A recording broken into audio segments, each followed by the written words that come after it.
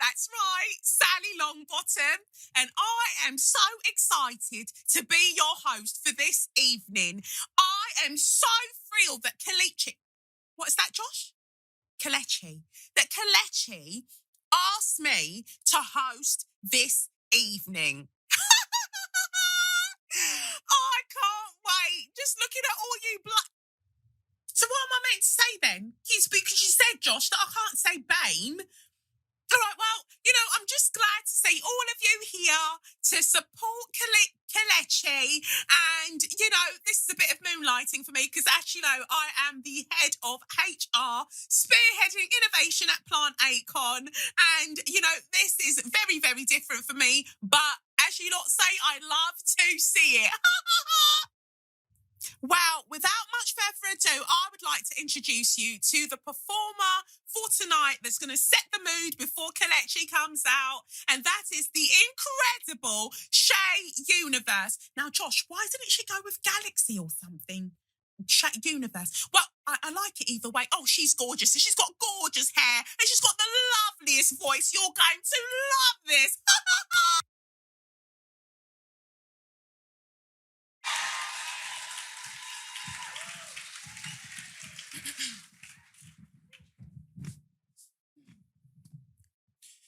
I'm in love, sweet love. Hear me calling out your name. Said I have no shame. I'm in love. Mic check, mic check.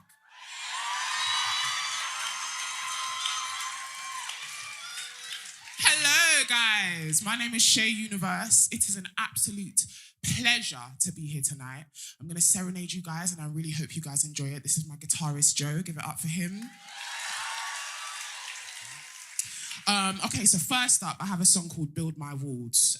It was actually a challenge initially, but I just wrote my own little rendition to it, so I hope you guys enjoy it. Let's go.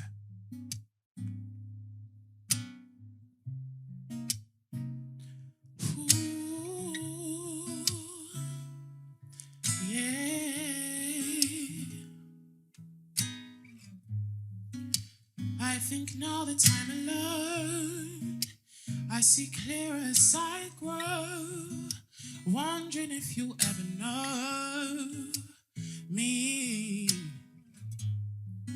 See, this pain is cutting deep, I can feel it in my feet.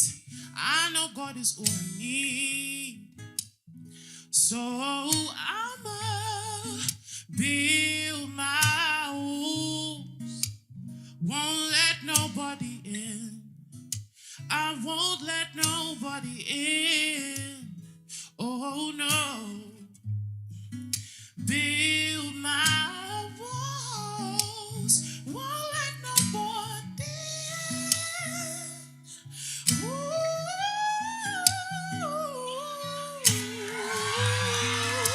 Build my walls. Won't let nobody in. Nobody in. No. Build my walls. Won't let no. Thank you, guys. You lot are so warm. I love it. Okay, all right, cool. So this next song I'm going to sing is a cover of an Amy Winehouse song. Anybody love Amy Winehouse? Because I do. And I'll tell you a quick funny story about this. So this is actually the first song that Kelechi heard me sing. I was at the Ned. She was in the next room. She heard me singing it, and she literally just came into the room like, who is this person? And I tried my best not to lose my composure. So yeah, I hope you guys enjoy this. Let's go.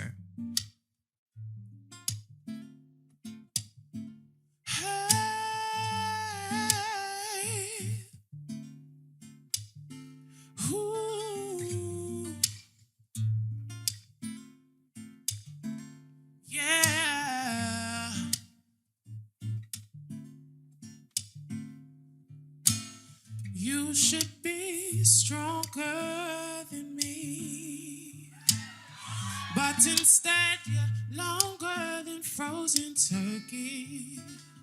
Why'd you always put me in control? All I need is for my man to live up to his role. Can we have the mic up a little bit, please? Whoa, let's try that again. You should be stronger than me. You've been here 7 years longer than me. Don't you know you're supposed to be the man? Not pale in comparison to who you think I am. You always want to talk it through.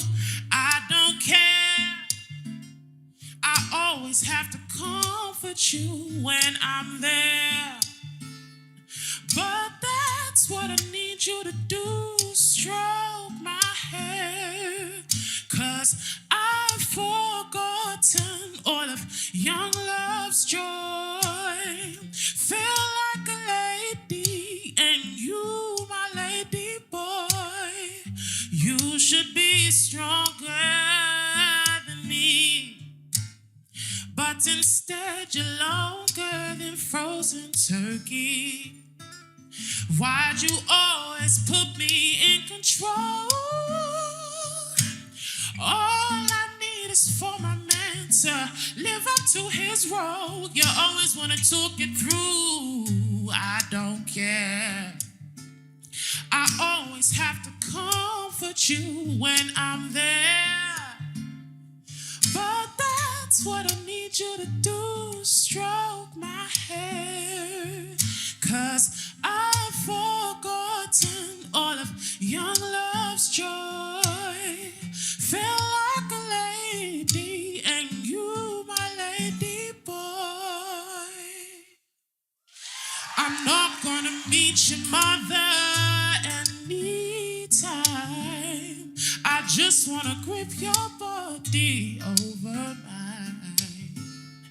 Please tell me why you think it's a crime. I've forgotten all of young love's joy. Feel like a lady, and you, my lady boy. You should be stronger than me. You should be stronger than me. You should be stronger. You should be stronger than me. Thank you.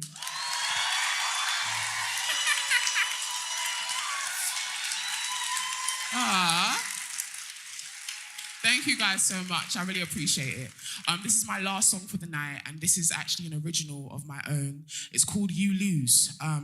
Anybody been heartbroken in the crowd? I feel like all of us have, right? You go through the stage where you're sad, and then you're down, and then you get to the snapback, baby. And this, okay, period. So, I was in my feelings. I wrote this song, and it's really dear to my heart. So I hope it resonates with somebody in here. Let's go.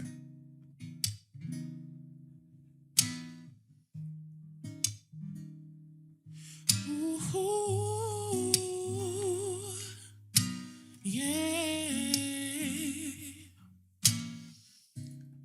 I can feel my whole world changing. Never thought I'd end up here with you. Crazy how I showed you patience, but you let me go like I'm nothing to lose. Maybe this was all a game, and I was being played like some kind of fool. There is nothing left to say. You lose, you lose, you lose, you lose, you lose, you lose, you lose, you lose, you lose, you lose, you lose, you lose, you lose, you lose.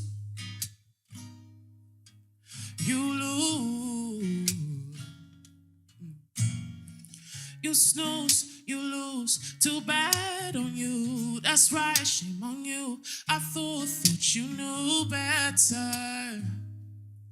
This my payback letter. They come, they go. I hope you know I ain't replaceable. I really hope you know I'm realer. Missed out on something you won't feel again. So maybe this was all a game, and you were never really what I believed. I'm regretting all my patience. Put my trust in you just for you to deceive me, and then you walked away. Now you're trying to act like the wrong isn't me. I'm not here to entertain this. You lose. Listen, and you're losing again. Up in my room with my pad and my pen, cause you wasted my time, had me wasting my breath, but it's over and done. I won't tell you again. Straight to the curb, bang out the door. I'm stress-free, chose peace over war. Now I'm glad we didn't work before. Man, I dodged that bullet cause I walk with the Lord. Walk with the sword, walk with a mad demeanor. Can't believe I dropped the meter for a liar and a cheater. I require something deeper. Need a real life boss, someone who knows the worth and cost. Heard you still creeping on my gram, so I think that you know you lost, boy. And you lose, you lose, you lose, you lose, yeah. You lose, you lose, you lose. Thank you guys so much.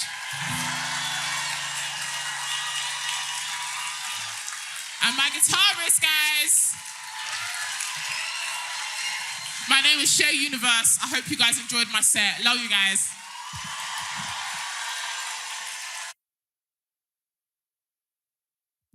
Wasn't Shay wonderful?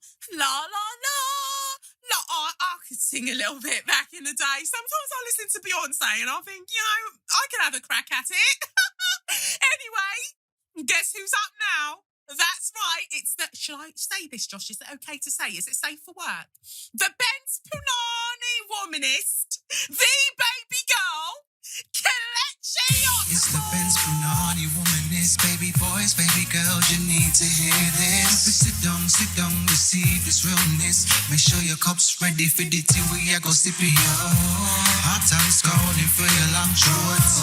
You might learn something you never know. Kelechi fine, and she's one of a kind. Don't say mine, say mine.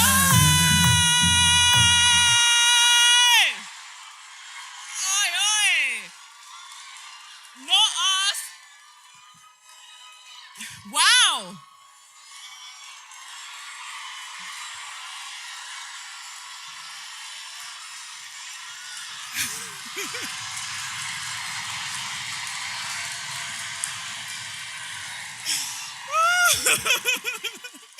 Oh, welcome.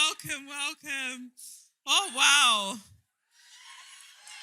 It's really mad. Seeing everybody. Oi! Wow. I can't believe this. This is so overwhelming. Lovely to see you all. Kind of. Trying to see you.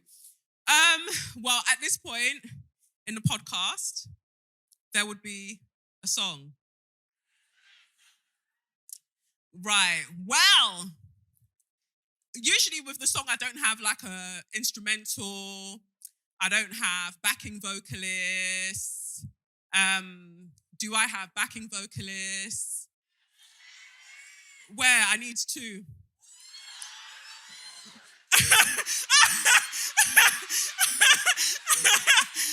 Okay.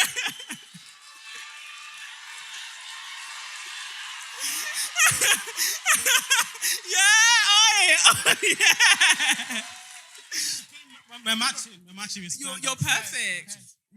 Does somebody have a second outfit? Yeah, I have three. Oh.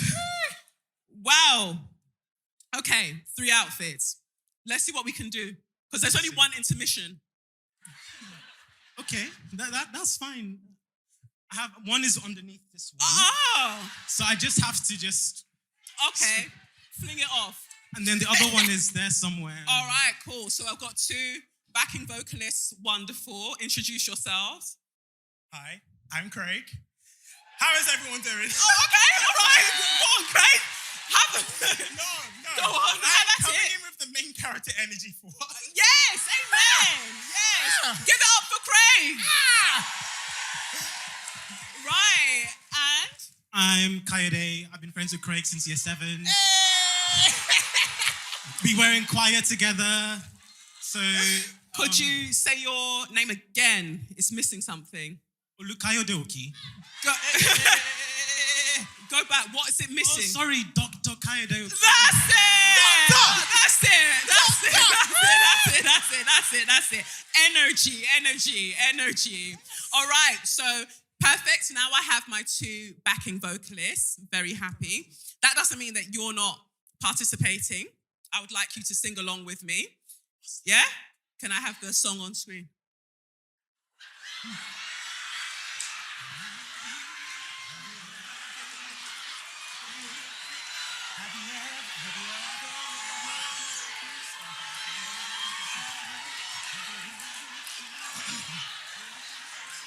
We can make this work. So, what song is that? You go hard. Who is it? Yeah, it's fine. All of you are just disjointed. What is the song first? Not who is it by. What's the song? So the song is Have You Ever by who? There you go, Jack Harlow. So, first let's all run through the chorus together because they're singing beat and backing vocals, but you are also helping, right? So let's go for it. 1, 2, 3. Have you ever loved monarchy so much it makes you high? Have you ever queued to see a dead jankro all through the night? Have you tried to justify slavery but it don't come out right? Have you ever?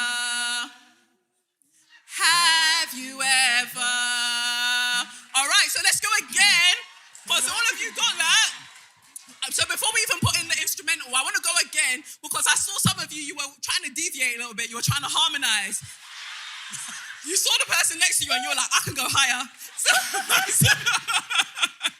So let's run it again to where you feel comfortable, right? Ready? 1, 2, 3. Have you ever... Read the words. Have you ever queued to see a dead giant crow all through the night? Have you tried to justify slavery? I switched it up. It don't come out right. Correct. Have you ever harmonize. Have you ever? Rotted. Aye. There we go. Come and see orchestra, come and see choir. Beautiful. Some of you, though, I'm not going to shame anybody, but some of you were given celestial church harmonies. Some of you were, you were up there. Join us here. Yeah. All right, so let's try. And honestly, I've made fun of you, but this instrumental somehow makes it feel a bit higher. But you lot really need to lead them in the chorus, okay? Craig's got the harmonies, it's all right. Perfect. All right. All right, let's go with the instrumental.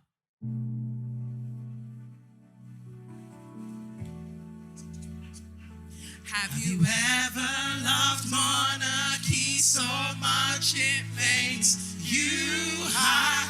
Have you ever queued to see a dead giant crow all through the night? Have you tried to justify slavery but it don't come out right?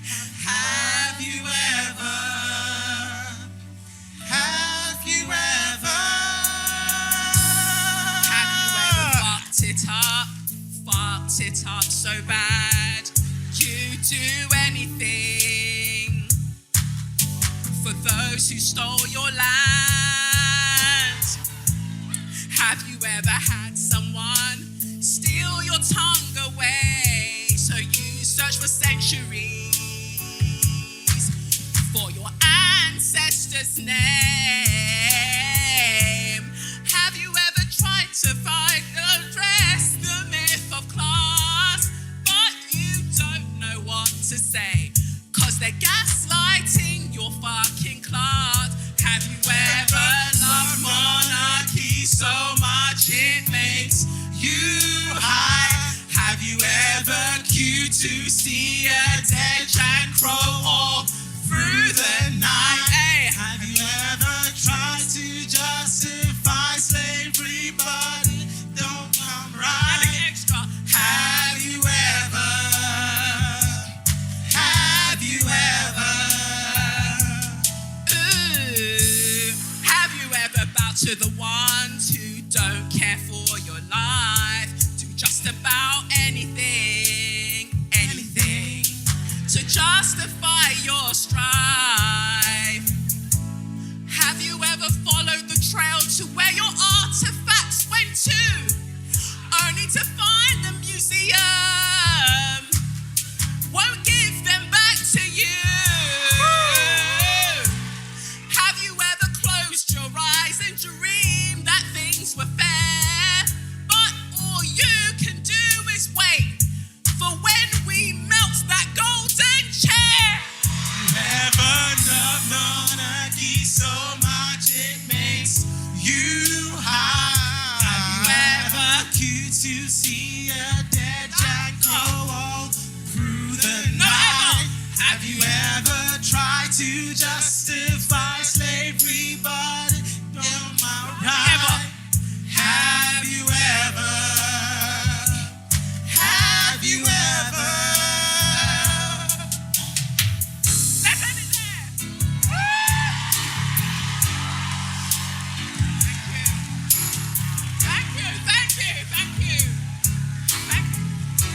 Thank you.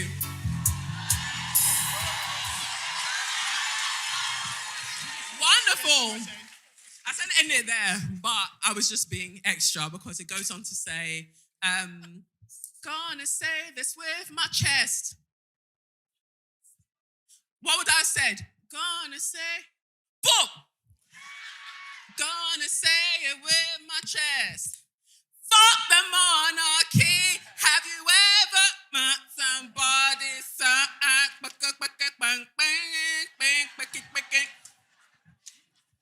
if you like, go and cry. I don't care. That's your own. Well, that's it for the remix. It's me, Kalechi, in a blood clot place to be. Oi, oi. And you are watching SYM, officially known as Say Your Mind. Unofficially known as what? Aye, well done. Let us begin. How do you all feel tonight? Is this a Sunday energy or what? Is this just general energy? How are you feeling tonight? Good. Well, I'm really, really thankful. I'm so glad that you're all here with me. This is just like the best thing ever. Thank you to my interpreter. This is doing a great job. All the swearing, I feel so bad.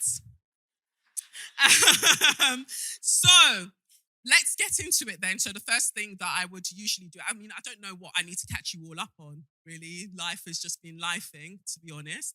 But let's get into the tarot. Yeah?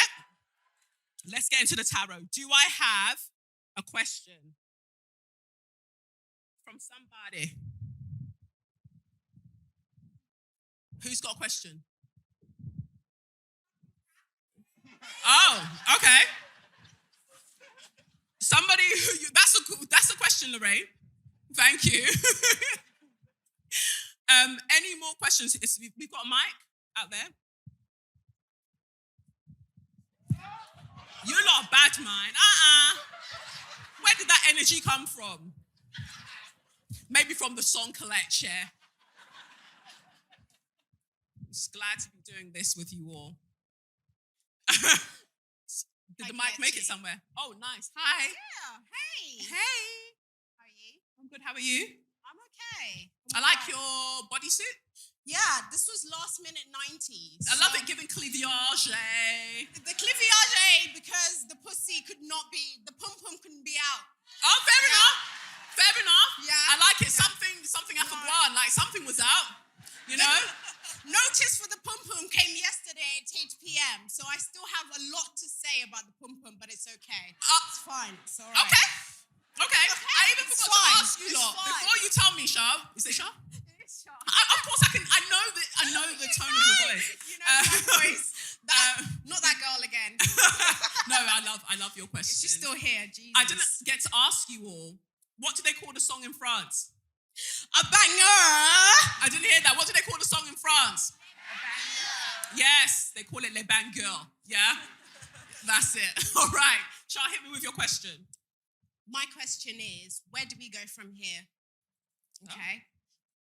Seeing as your book is called The Edge of Nowhere. The Edge of Here or Yekba.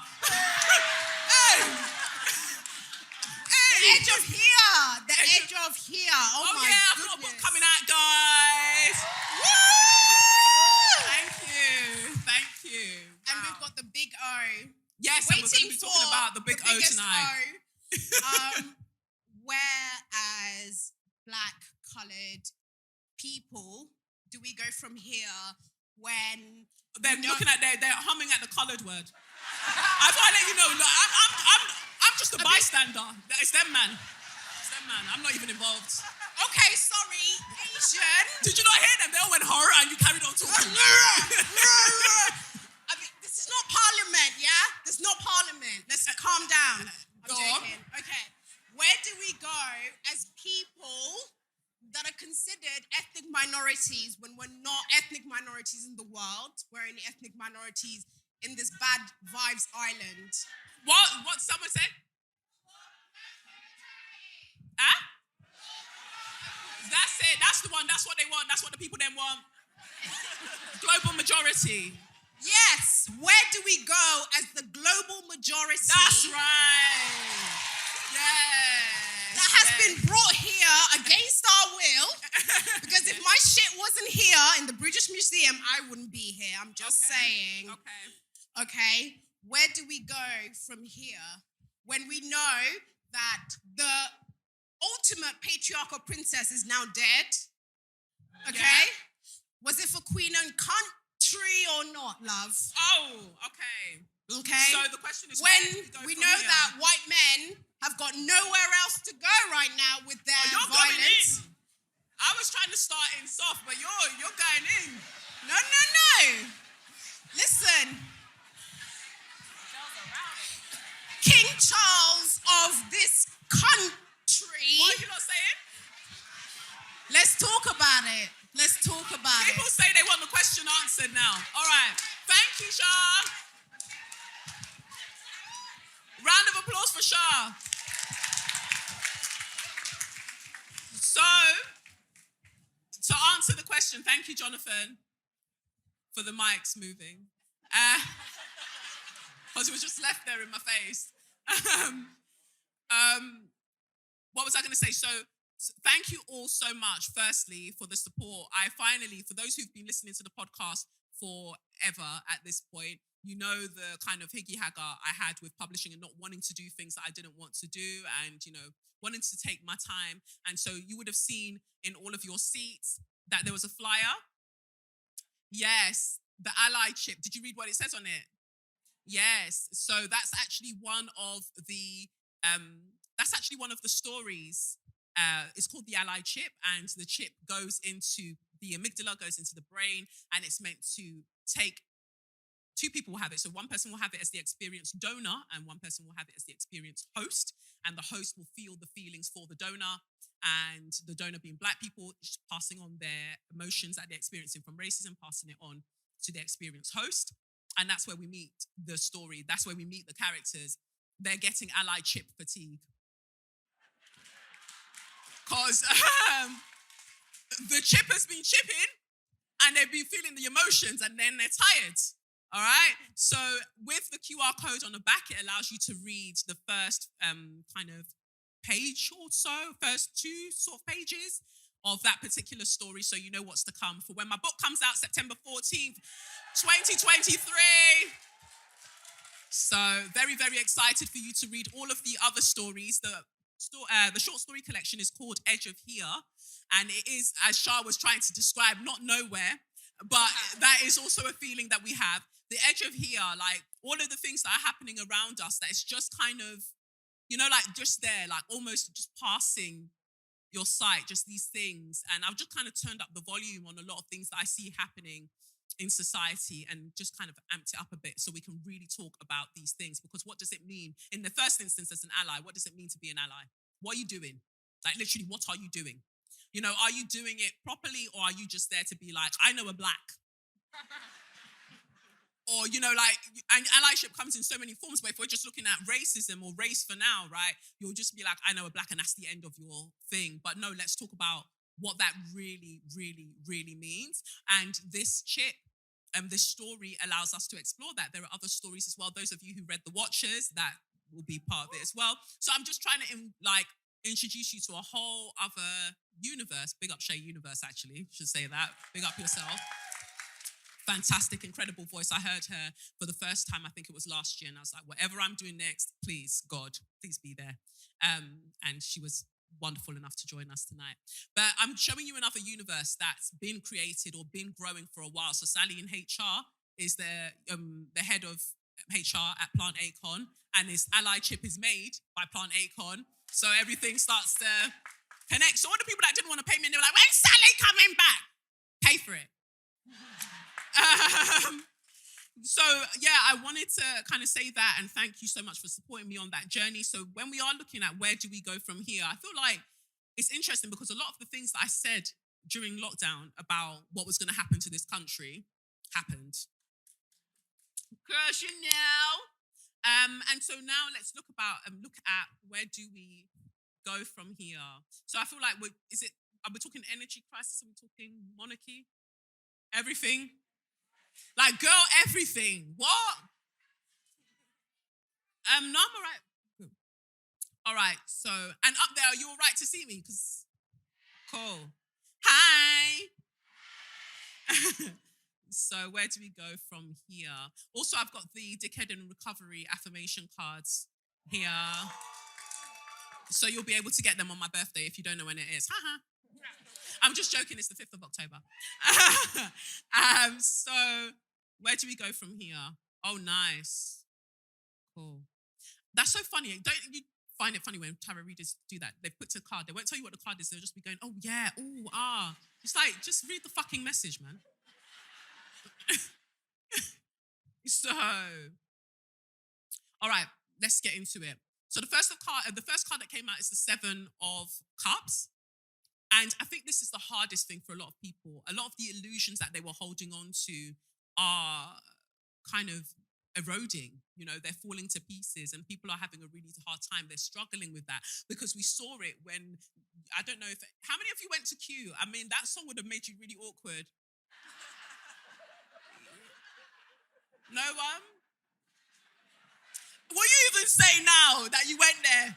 You won't even say. You'll just be sitting there like, bitch, it's not me you're going to catch out. I was in my bed. But let's say that you went to Q or whatever. People were doing that. And I thought it was really interesting. I don't know if some of you saw the video where I was upset. Like I was really overwhelmed with emotions when I was seeing how everyone was behaving after that one's death. Because I was just like, how can you, with your entire chest, oh shit.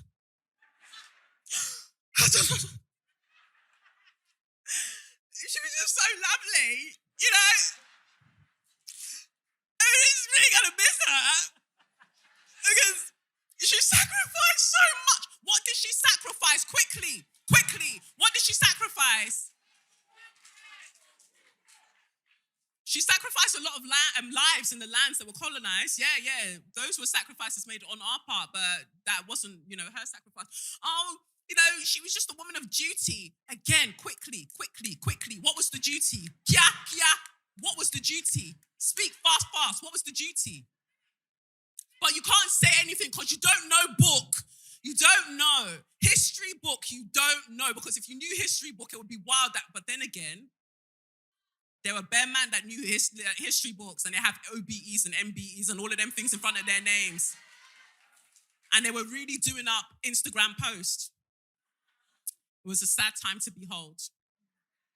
Like, do what you're doing. I think that more so, the reason that this card came out, Seven of Cups, is because a lot of us need to move away from symbolism. Like, what does something look like, or what does it represent to you? Because I feel like a lot of people weren't sad about Liz. They were more sad about the end of, as they said, an era.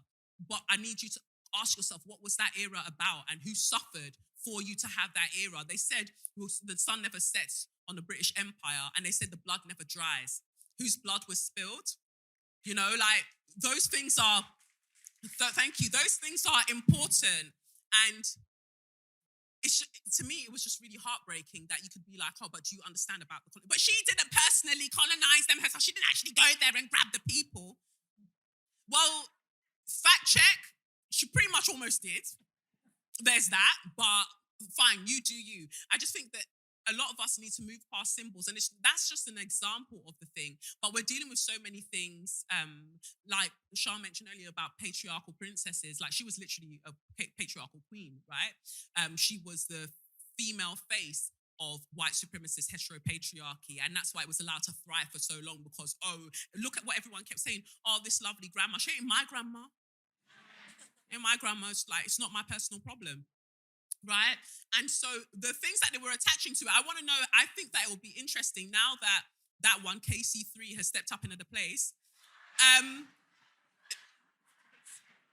Things will be really, things will be really interesting now that he's there, because already people are beefing him. He moved the ink out of the way. They were like, fucking idiot. Like, they're not having it. When it comes to him, they're not having it. So I think that people are going to be more outspoken than they've ever been before. And I say that because we've got the Six of Swords in reverse. That whether you like it or not, you're going to have to move away from outdated modes of thinking and feeling and viewing the world. All of us have to. I saw some people sharing, for instance, what's that one? That really clapped one. Andrew Tate.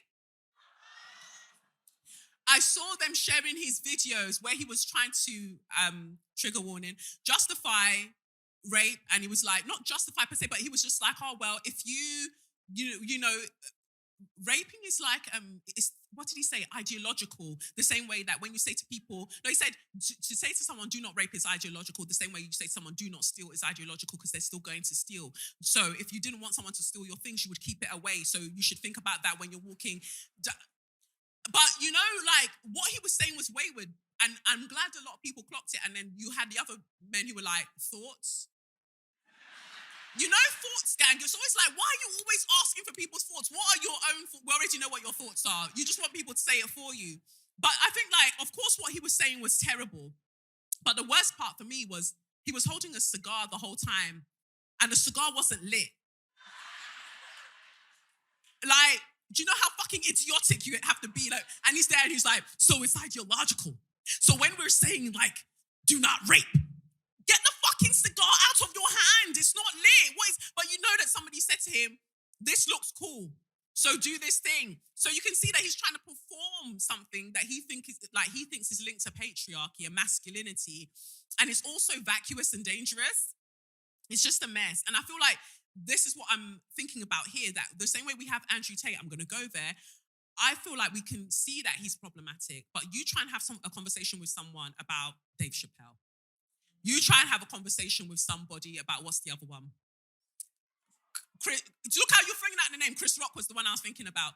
But you try to have a conversation with people and suddenly they get uncomfortable because you're going into territory of things that they think is okay, but everything is inextricably linked. You can't say that. We focus sometimes on the extremes and not like the nuanced things, like where this is where the problem, this is the seed of the problem. What are we doing about this before it gets to over there? What are we doing about this?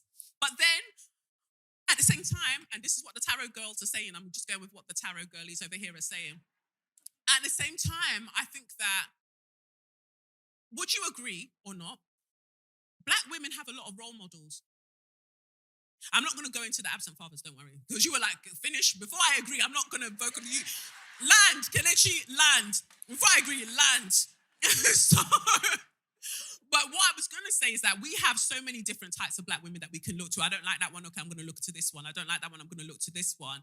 I think that because of the mainstream space, there aren't many black men who are vocal. So the ones who are vocal, it's like, yeah, I mean, I don't agree with everything, but yeah, but then they don't agree with everything. It's that bit that's left over that I feel like is a bit of an issue, that there's too much of a past. Like you speak to somebody and you say, oh, Kanye West's behavior is very, very dangerous. Well, what do you mean? Because he's one of the greatest, And it's like, yeah, but we still have a problem. And I think that the whole reason, like, I'm sure some of you are going to be upset when I go like, I don't really fuck with Barack Obama like that. Oh, surprising.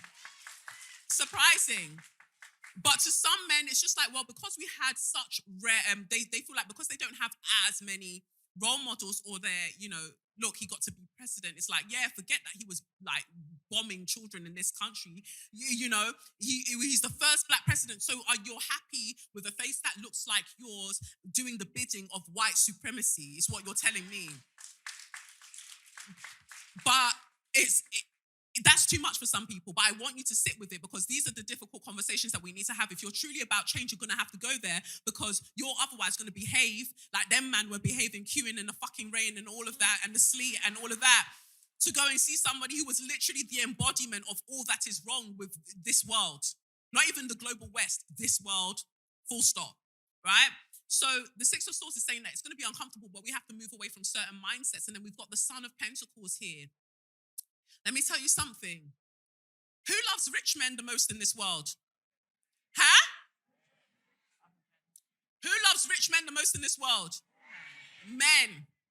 Men love rich men. They will be telling you up and down about, I don't want no gold digger, gold digger, gold digger, gold digger.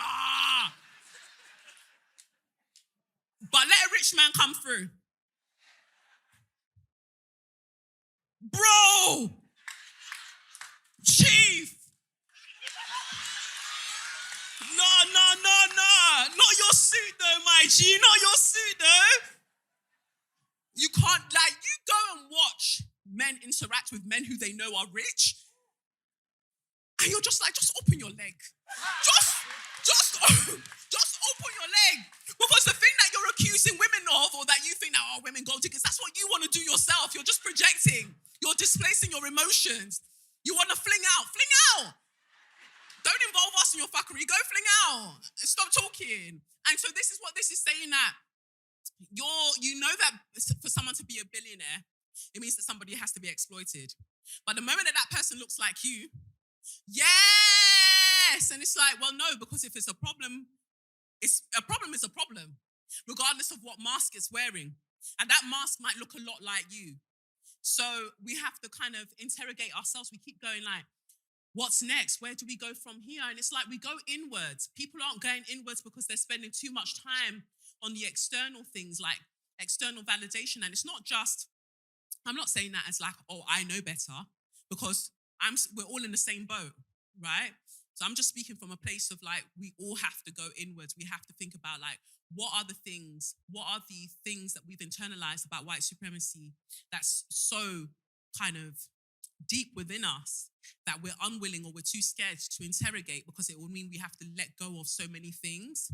But we have to be serious about it. If we're really about it, we have to be about it. That's what it says. Yeah. And the affirmation card from the Dickhead in Recovery deck that came out was, I release all my fucks to the universe and choose to meet life with radical surrender. And I think that that's beautiful. Sometimes you have to release all your fucks to the universe, because we are actually taught in this society to be really, really fearful. We fear everything. We spend so much time fearing. I was thinking about the lead up to this show. I was just fearing, stressing about all of the things. Got locked out of my office yesterday randomly. Anyone who watched my stories knows what a madness that was. I went in an hour before. Everything was perfectly fine. I used the same key in the same lock. Went again, could not enter the thing. I eventually had to call a locksmith after I went to Halford, bought WD-40, bought all the things that everyone was messaging me in the DMs to go and buy. None of them worked. I had to call the locksmith. And it got to a point where I was just like, you know what? This is where I am today. You know, like I was trying to be somewhere else. I was like, if I could just get the thing, if I could just fix the thing. And I was getting frustrated because I couldn't fix the thing because I wanted to be somewhere else. And it was like, well, maybe this is just where you are today. And that's that. And I think that that's where we are now. We want to be in the next place. Where do we go from here? But the people, the collective who's there, they're not who we are right now. We've got so much work to do before we're talking about where, you know, in our personal lives, we've all got so much work to do before we can be talking about that there. Do here, sort here out, and then there will take care of itself. Yeah. So that's the tarot. Really, really, really talked like a talker. I did. Well, let me, in that case, big up the first of this show, sponsoring this show, one of the sponsors of the show. I should get my words together. And that is Nadra Safiri. I don't know if some of you, well, you'll get some bits later, but Nadra Safiri, they basically are a Black-owned brand. And they exist to revolutionize the fragrance industry supply chain, because a lot of the people I feel like that we get our fragrances from don't really like us. And things aren't necessarily sourced ethically. So they look to disrupt the generational cycles of how all of these things are done, because it's usually the global south that gets hit, you know, and then they're told after all the money's been taken from them that, oh, well, you should help with climate change. It's like, I wasn't the one. So being able to recalibrate how these things work out, and that's what Nadra Safiri stand for.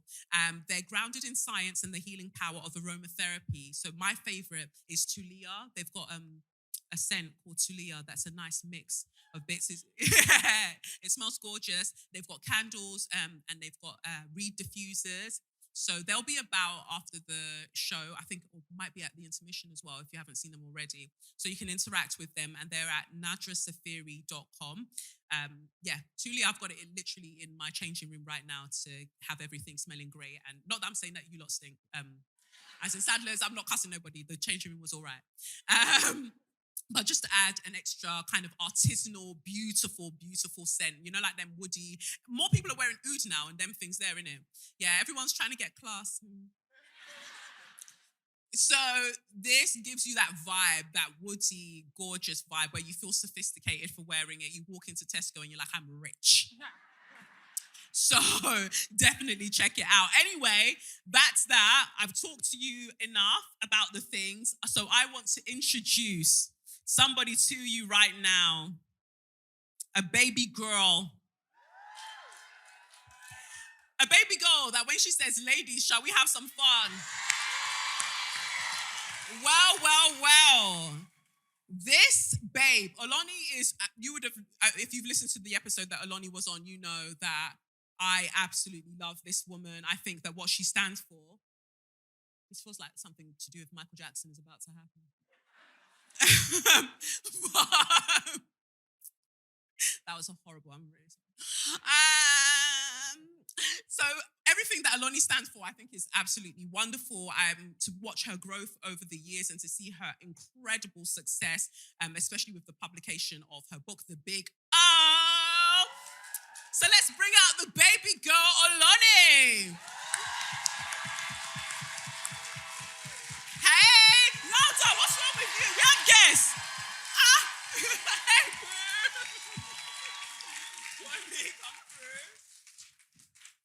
We have guests and you're doing. Hey. No, that was wonderful. Thank you so much. Oloni. Thank you. Can you see the 90s? The 90s theme? Giving us SW. Beautiful. I love it. How are you feeling? Nervous. Yeah, I know, right?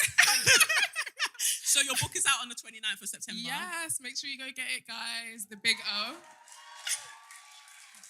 Well, I feel like when having you here, people would expect me to be like, oh, Oloni, let's talk about some sexy things.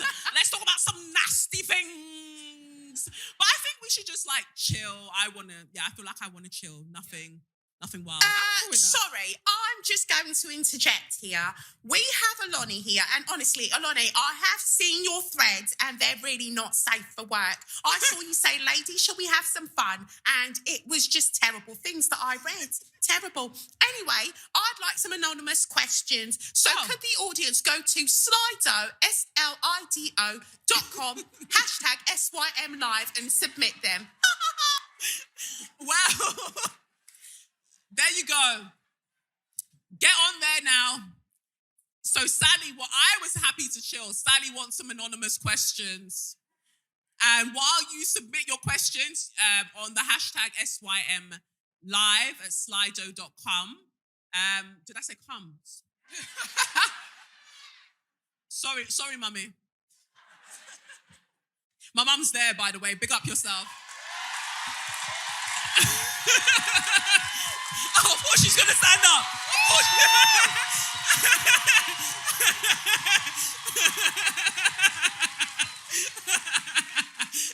Thank you. She's wearing the colour like your book. Did you get a heads up? Nice. All right, so Annie's going to be screenshotting me the questions that you submit. While we're waiting for those, I would love for you to read us an excerpt of this book because people really need to take it seriously. We're talking about you as an expert, and I love when Black women are experts. Yes. Pick up yourself, Dr. Faraha. I love when Black women are experts, so let's have it. Absolutely. Oh, hello, guys. Honestly, I'm so nervous today. I don't know what is going on. Yeah. Okay, thank you. Okay, so yes, please make sure you go pre-order The Big O. It's out on Thursday. Woo! My debut book. So yes, here we go. Okay. I still remember denying ever touching myself at 14 when a friend would ask me during our lunch break in the school courtyard. We stare at each other, waiting for a sign that the other was lying. The truth was, I couldn't wait to race home and play with myself. It's why as soon as I got my first debit card in my mid to late teens, I bought my first huge dildo. A veiny black 12-inch dildo off the... My mum is stressed. Sorry, auntie.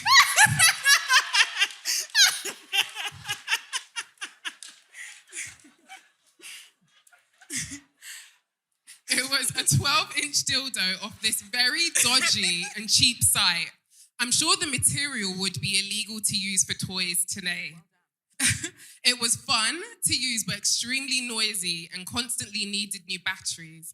I also got caught with it in my bed by my landlady when I went to university. I was half asleep, having forgotten to put it away the night before when she knocked on my door. She was visiting to check the heating that I'd complained about.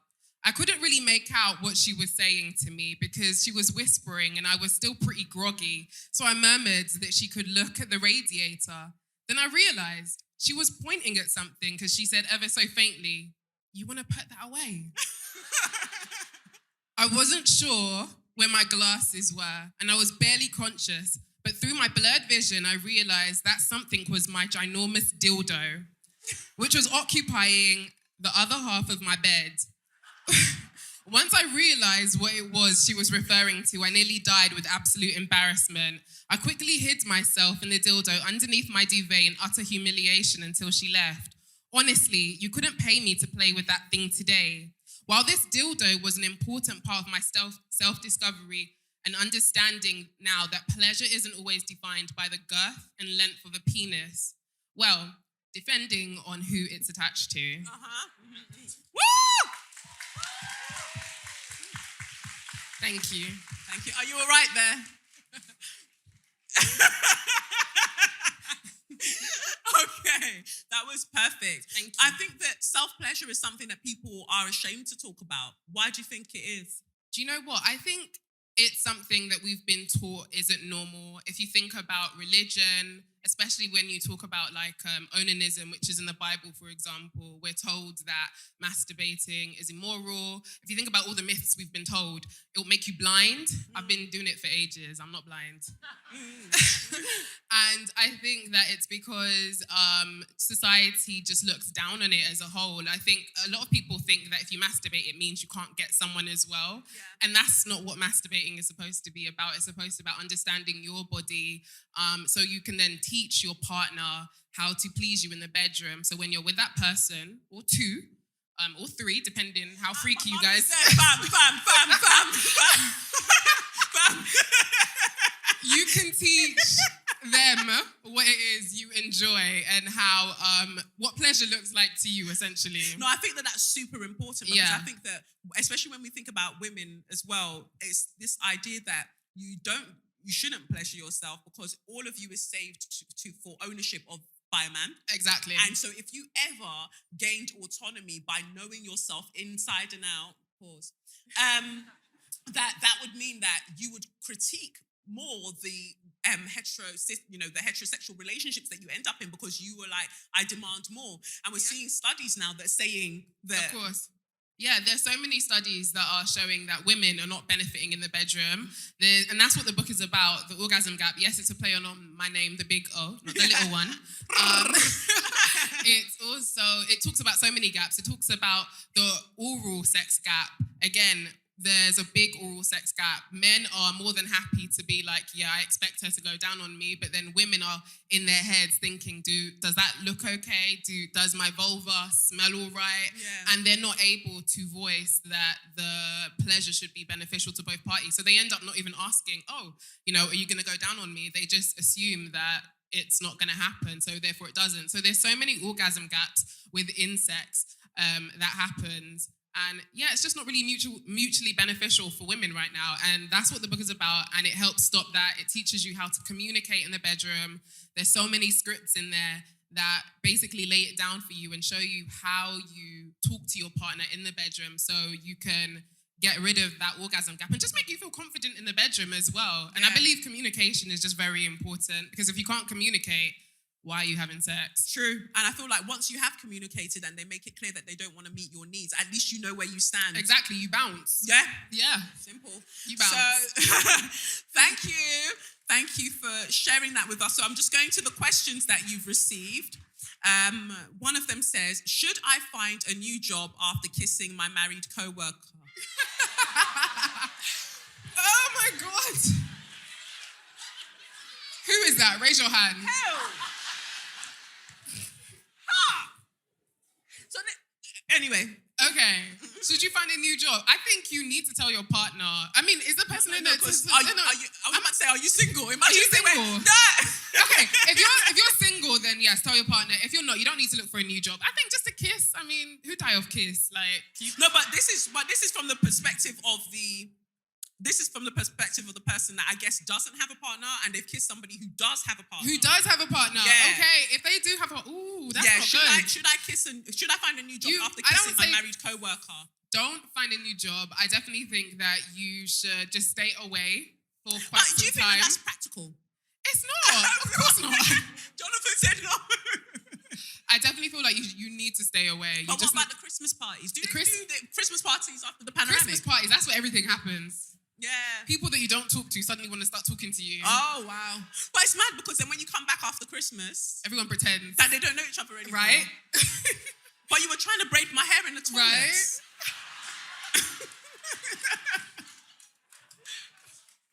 So do you all think that they should find a new job? No. How many people think that they should find a new job? He should find a new job. He's the committed one. But I mean, how do we know the gender of the person? That is true. They should find a new job. Yeah. But what do you mean? It doesn't matter what the gender of the person is. No, I'm just saying generally that we thought it was, It was a guy. It was a guy. But it could be anybody.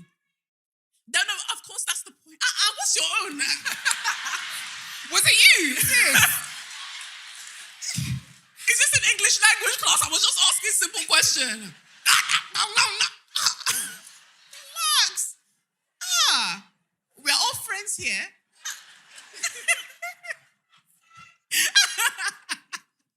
So that's and everybody else thinks they should stay at the job. But why do you want them to stay at the job?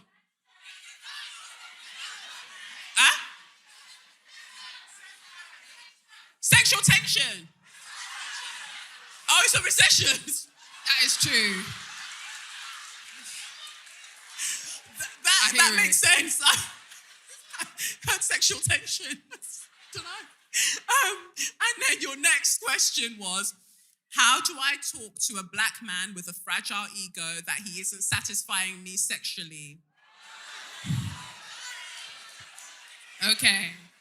Well, first things first, you need to get the big O because again, it breaks it down in there. I feel like all men have some sort of ego when it comes to the bedroom. So I would definitely say that you should lead with what they're good at in the bedroom and say, do you know what? I really enjoy when you suck on my clit like this, but I would really prefer if you weren't just whacking or going at it when you're penetrating me. I think we should maybe not say like that, but you know what I mean? You get where I'm going with this. There's a way you lead. So start with the positive. And then work on into what you just want them to improve at and say, do you know what? I prefer it.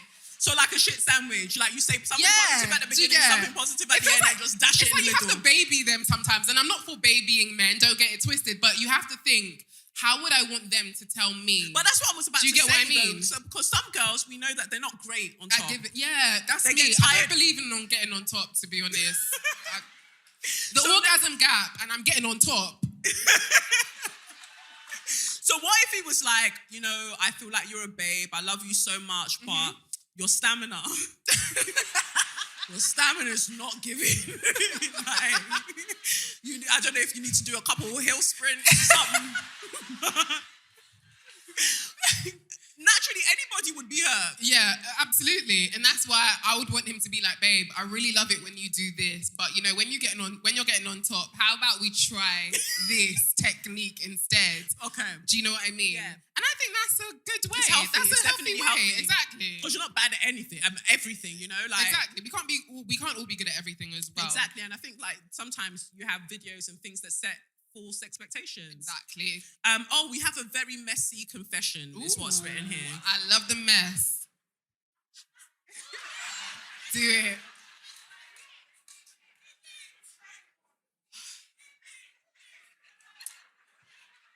I cheat on my boyfriend. Wait. Let me land. I cheat on my boyfriend with my pastor.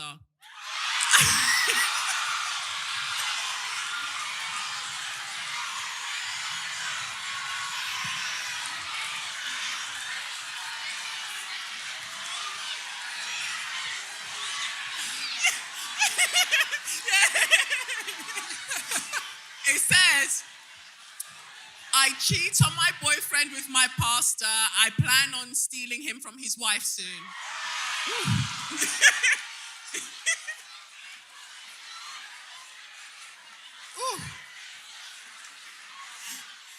So, there's only one side chick that I know that's been successful. Okay. Who that is? Girl. If you know, you know, innit? If you know, you know. But no, really and truly, I feel like it's a no-go area. I don't think it makes sense. She's going to hell. She could, potentially. She could potentially. Is she going or is the pastor going? Listen, I don't think he's going to leave his wife, 1. 2, if he can do it to her, he'll do it to you. How you get them is how you lose them. How you lose them, apart from only one person. But I mean, that's a lot. You really took advantage of the fact that it was anonymous. Because, if that glitched, if that glitched, and your number just flung up on the screen. But I I cheat on my boyfriend with my pastor. Change church. The other person was saying, should I leave my workplace? Maybe they're even the same person. They first came in. I kissed my married co-worker. I cheat on my boyfriend with my pastor. You know, yeah, allow it. I just feel like pastors as well. Like, name one sexy pastor. Pastor Shimolowo. They're not even cute like that. I don't know what you lot are doing. I think it's the holy water. Allow it. I plan on stealing him from his wife soon. So you just went to church to cause controversy. When, you know, the pastor was there and he said, every spirit of disruption,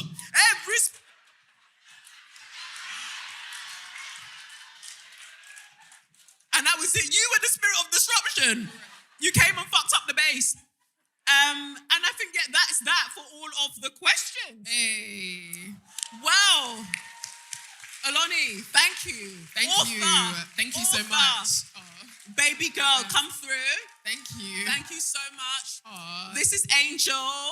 This is my security for the evening. Don't start nothing, there won't be nothing. I'm joking, it's all peaceful. Angel's wonderful. Thank you so much, Aloni. Thank you so got it in the much. colours of your book. Yes. Yes. And so we thought that we'd be ethical. Well, Annie thought that we'd be ethical. You know I'm a mess. And so this is these flowers are from Page and Bloom, and they make them. They're not like them. They craft them from paper. They use paper. Yes, so you don't have to get the flowers and like let them die and you know do nothing with them. This can last forever, and we want them to be with your book and everything else. Thank you so much, Aloni. Thank you. Thank you. Thank you. Thank you so much. And I just want to say a big congratulations to you as well. Thank Please you. give it up for Kelechi. Oh, thank you. Thank you, Aloni. Wow. How are you all feeling? Yeah, you that sent the message. You. I don't know how you're feeling. We'll talk about that one later. Anyway, this is now time for the intermission for you to go and freshen up. Somebody needs to do an outfit change. Coyote. All right. Go and freshen up, do your thing, and we'll be back in 15. All right, see you in a bit. Peace. Well, now that you're back from the intermission, I hope you had time to mingle, grab yourself a drink, maybe do somebody's braids. What? I was being lovely. Anyway, let's get Kelechi back on stage. Come on, girl. It's the Benz Brunani womanist, baby boys, baby girls, you need to hear this. Sit down, receive this realness. Make sure your cup's ready for the tea, we are gonna sip it up. Hard times calling for your long shorts. You might learn something you never know. Collect you fine, and she's one of a kind. Don't say mine, say mine.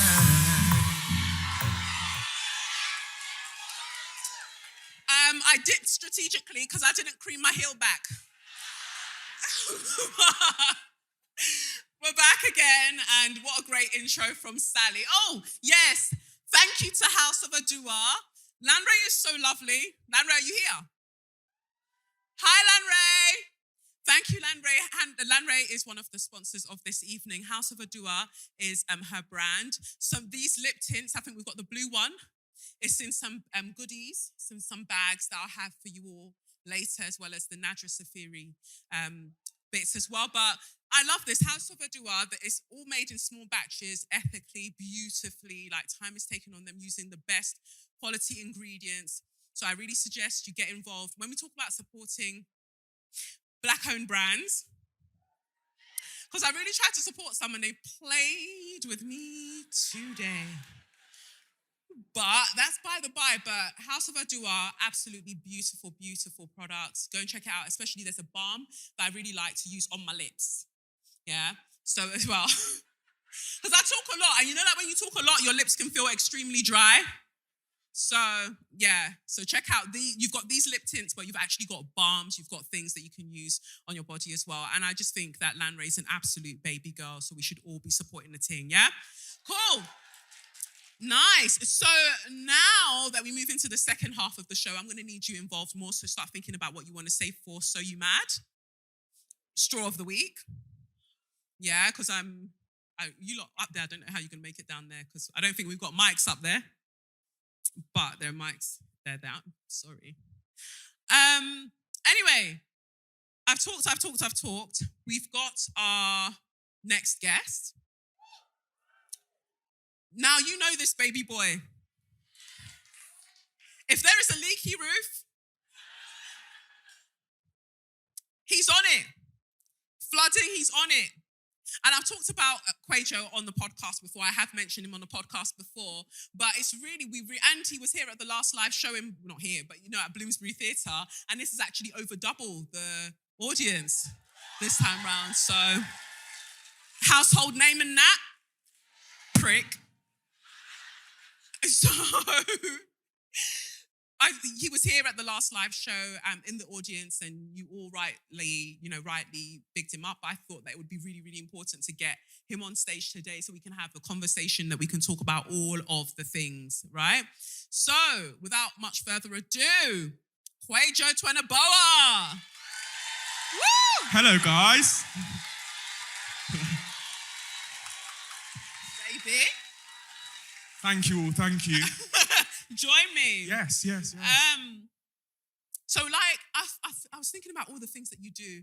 You're going up and down the country. My Up and back down. hurts from going up and down. Up and down. You're racing up and down. And, you're really doing a lot for this country. Yeah. Sacrifice. Duty. You see how it works? You see that words mean things? So I thought that it's only right that we actually, and I don't want to impede on anyone's freedom to do whatever, but I think it's only right that we do have the national anthem at this time. So, I mean, if you want to stand, you don't have to stand, but I would think that it's important for us to all oblige at this time. National anthem, please. If you're talking the hardest, gigs better pop up in your thoughts as an artist. Jeez! Talk in the market, everybody wants to know where walk in the park is. Walk in the party, sporting a Marnie. Half of the crowds will snorting my Charlie. Sorted the bar, time to sort the panani. Chicks looking at me like, talk to me, darling. Jeez! Yeah! That's... Calm down. You were saying the rest of the words. The song will start. Relax. Just continuing. I don't know why they didn't play that, the other day at the Queen's funeral. I was expecting them... If What I was at people- Westminster Abbey, that would be the first song on. Like, honestly, more people would have watched. That's it. Should have got it right. Balanced it out. Should have brought him there Enjoy live. me. I love that because some of you started to doubt me. Some of you started to doubt me. I saw you go, we've lost her. They get one book deal and they're fucking off. So I'm glad that some of you held on hope though, like she's not gonna fuck this up. There you go. Anyway. Oh, not me matching the chair. I have to say, 1 second, can we give it up for our outfit? Can we give it up? What? I feel like we need a minute's silence. You came to kill. No, thank you. Thank you so much. This was designed by the baby girl, Maya, if you're not following her. Maya Scarlett, absolutely wonderful. I love her so much. So, Yes. you've been busy. You're telling me. You've been busy. And I love that for you. I feel like we should take a moment to just really appreciate you because you've been doing the things. You're 23, 24? 23. 23. I should be out partying, right? Getting drunk, not remembering the night You're giving us before. leather trouser. You should be I know. enjoying your leather trouser.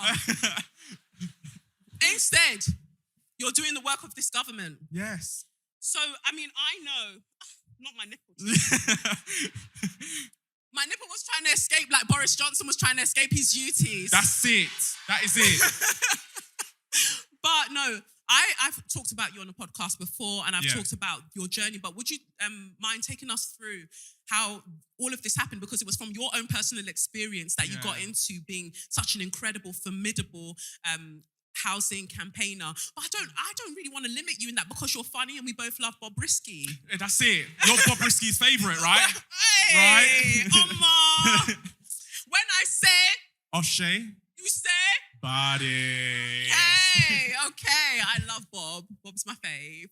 But yeah, like, you know, like sometimes when people see you as campaigner, they don't want you to move outside Right. of those parameters. But I think it's important to talk about how you actually got into all of this, because it was from your own grief. Yeah. I mean, I never intended to be a campaigner. It was sort of a title that was put upon me after I was doing my work. And I mean, a lot of people know my story now. I was living in poor housing. For the majority of my life, I've grown up in social housing. It started in temporary accommodation, West Norwood, if anyone's from that area. Well, you don't want to know the house I was living in West Norwood.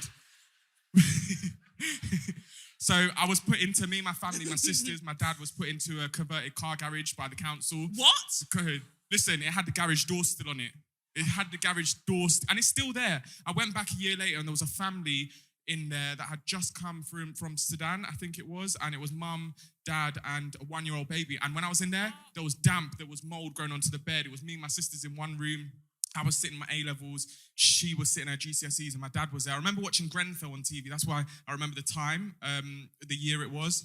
And then we went to the accommodation I'm in now, which is in Mitcham, and my dad was just happy because anyone that's tried to get on the council housing list, you know how long it takes, and he was just happy to get somewhere permanent. And this place was full of disrepair from the get-go. We was paying rent, there was damp, there was mold, there was cockroaches, there was mice, there was asbestos. We had a kitchen that was 100 years old. We had a bathroom which we couldn't use. There was no windows in there. The light was filled with rainwater. Then my dad became ill, so he was diagnosed with stage 1 esophageal cancer. And everyone at the time was saying, oh, we're sorry, your dad's got cancer. And I was like, oh, it's fine. He found it early, at stage 1. And didn't really think anything of it. And then I didn't know the type of cancer, what it was, how aggressive it was. And in the space of a year, it progressed right to stage 4. So he went from walking around, being normal weight, to then being a skeleton of himself. He couldn't eat. He was being fed through his stomach with esophageal cancers of the throat. So he couldn't even swallow his saliva. And he was bedbound now, and he caught an infection in the property. I mean, he was being fed through his stomach 3 times a day by district nurses coming in, and his tube fell out in the house, and there was cockroaches, mice, all of that, like I said. And my sister walked in on him one day, and he was having a fit. He was having a fit in his hospital bed. He was non-responsive. She phoned me, took him to hospital. They thought, they didn't know what was going on, and then done a CT scan, found a lump on his brain. And they thought the cancer had spread. They then done tests of this, and it was an abscess that was caused due to an infection, and they believe it had come from his stomach. 2 weeks later, he was due to have that tumor removed, and he would still probably be here today. But unfortunately, he had to have brain surgery, never recovered, and that was his death sentence.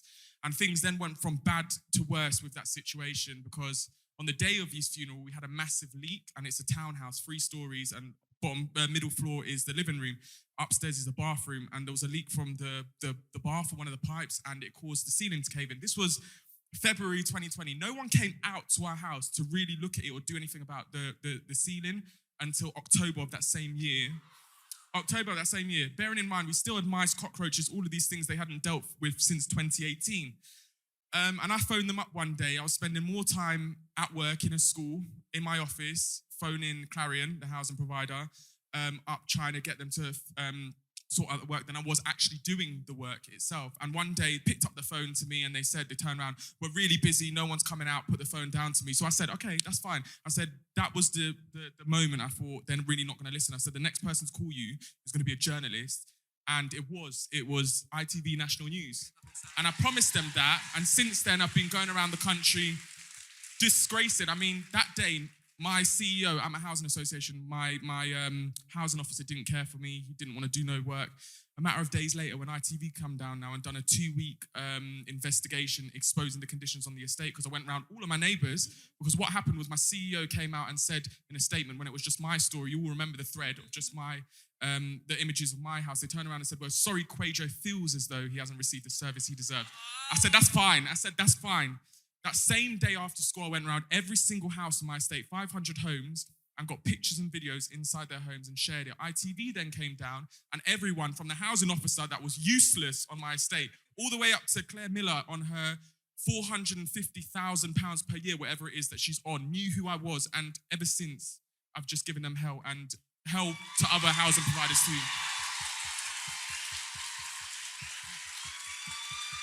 Thank you, guys. That is a lot. Because I remember like when you were trying to amplify this and you were like, please share this. And I looked at it and, and I was just like, this is wild that people are living like this. And then when you showed us more and more people in that situation, I thought, whoa. And I'm saying whoa, but in the home that we've grown up in, there were similar things, and you're telling them, and they're like, well, sorry, you're poor, bitch. Yeah. You know, like that's the energy Deal that with they it give yourself, you. right. Like, it's your problem. Get on with it. Right. And it shouldn't be that way. I feel like we're paying taxes, we're doing all of these things. I say that, but at the same time, fam, if I wasn't paying any fucking taxes, you still need to do your job. It's a human do your right, fucking right? job. It's a human right. Yeah. A decent home. And I mean, I've had very, very sort of big people reach out. I've had people that are verified on social media saying they're living in these sorts of conditions. I've had rappers reach out. I feel like that was shade. I had loads. I've had loads of people reach out saying they live in similar conditions. And the thing is, it's a basic human right. We're paying rent. They want their rent. We're paying our taxes. If they can't even get the fundamentals right, I mean, NHS, education, I think housing are the three pillars, the most important thing for anyone. Yeah. Within housing, it's not treated the same. I mean, I'm saying that. Look at the state of the NHS and education right now. Yeah. It's the three pillars, yet they don't treat it like so. And even the CEOs, I mean, I get, and this is why, not just housing, any CEO that I come across, I don't understand. Just because you've got the title of CEO and manager, it doesn't mean you can speak to people like shit. That's because you can get flogged. That's it. Anybody can get flogged at any motherfucking time. And I need these people to remember that. That's it. Anybody can get motherfucking flogged at any motherfucking time. MP, politician, Boris Johnson, you name Liz, it, anyone. Liz. Trust. Priti Patel. Trust me, daddy. That's it. That pretty, that. Yeah, I know. Honestly, I could say a lot more than that. But, you know, you make a great point because I think that, again, it goes back to that's why I wanted the song that my Kalechi mix at the beginning of the show, I wanted it to be what it was, because the reverence that people have for the monarchy, they forget that trickles down. They love the word trickle down. It trickles down into everything.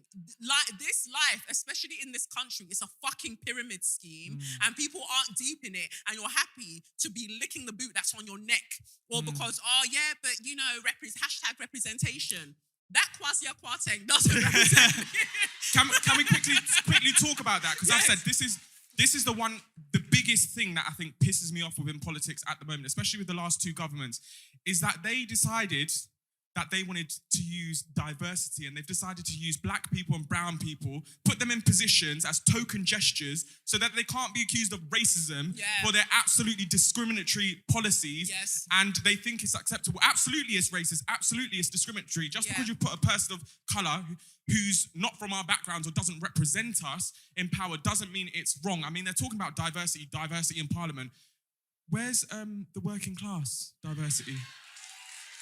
Where's the class diversity? The class diversity, but also that class diversity also has to be sprinkled with an understanding of race, because that girl, that one from up north, always running her mouth. Raina. It's that one. Is she from up north? Is that Angela Rayner? That one. Oh, yeah. Like, always saying like wayward things, and I'm like, I get it that you're not one of these lot because your class is different or however you claim, but you always have this oversight when it comes to like black people. Like, you're always missing just that bit. But you make a great point and about the fact that we have representation, and that's meant to make us feel like racism is over. But this is why Bell Hooks specifically says that we need to stop talking about racism and we need to start talking about white supremacy, because that is still prevalent even when white people are not around.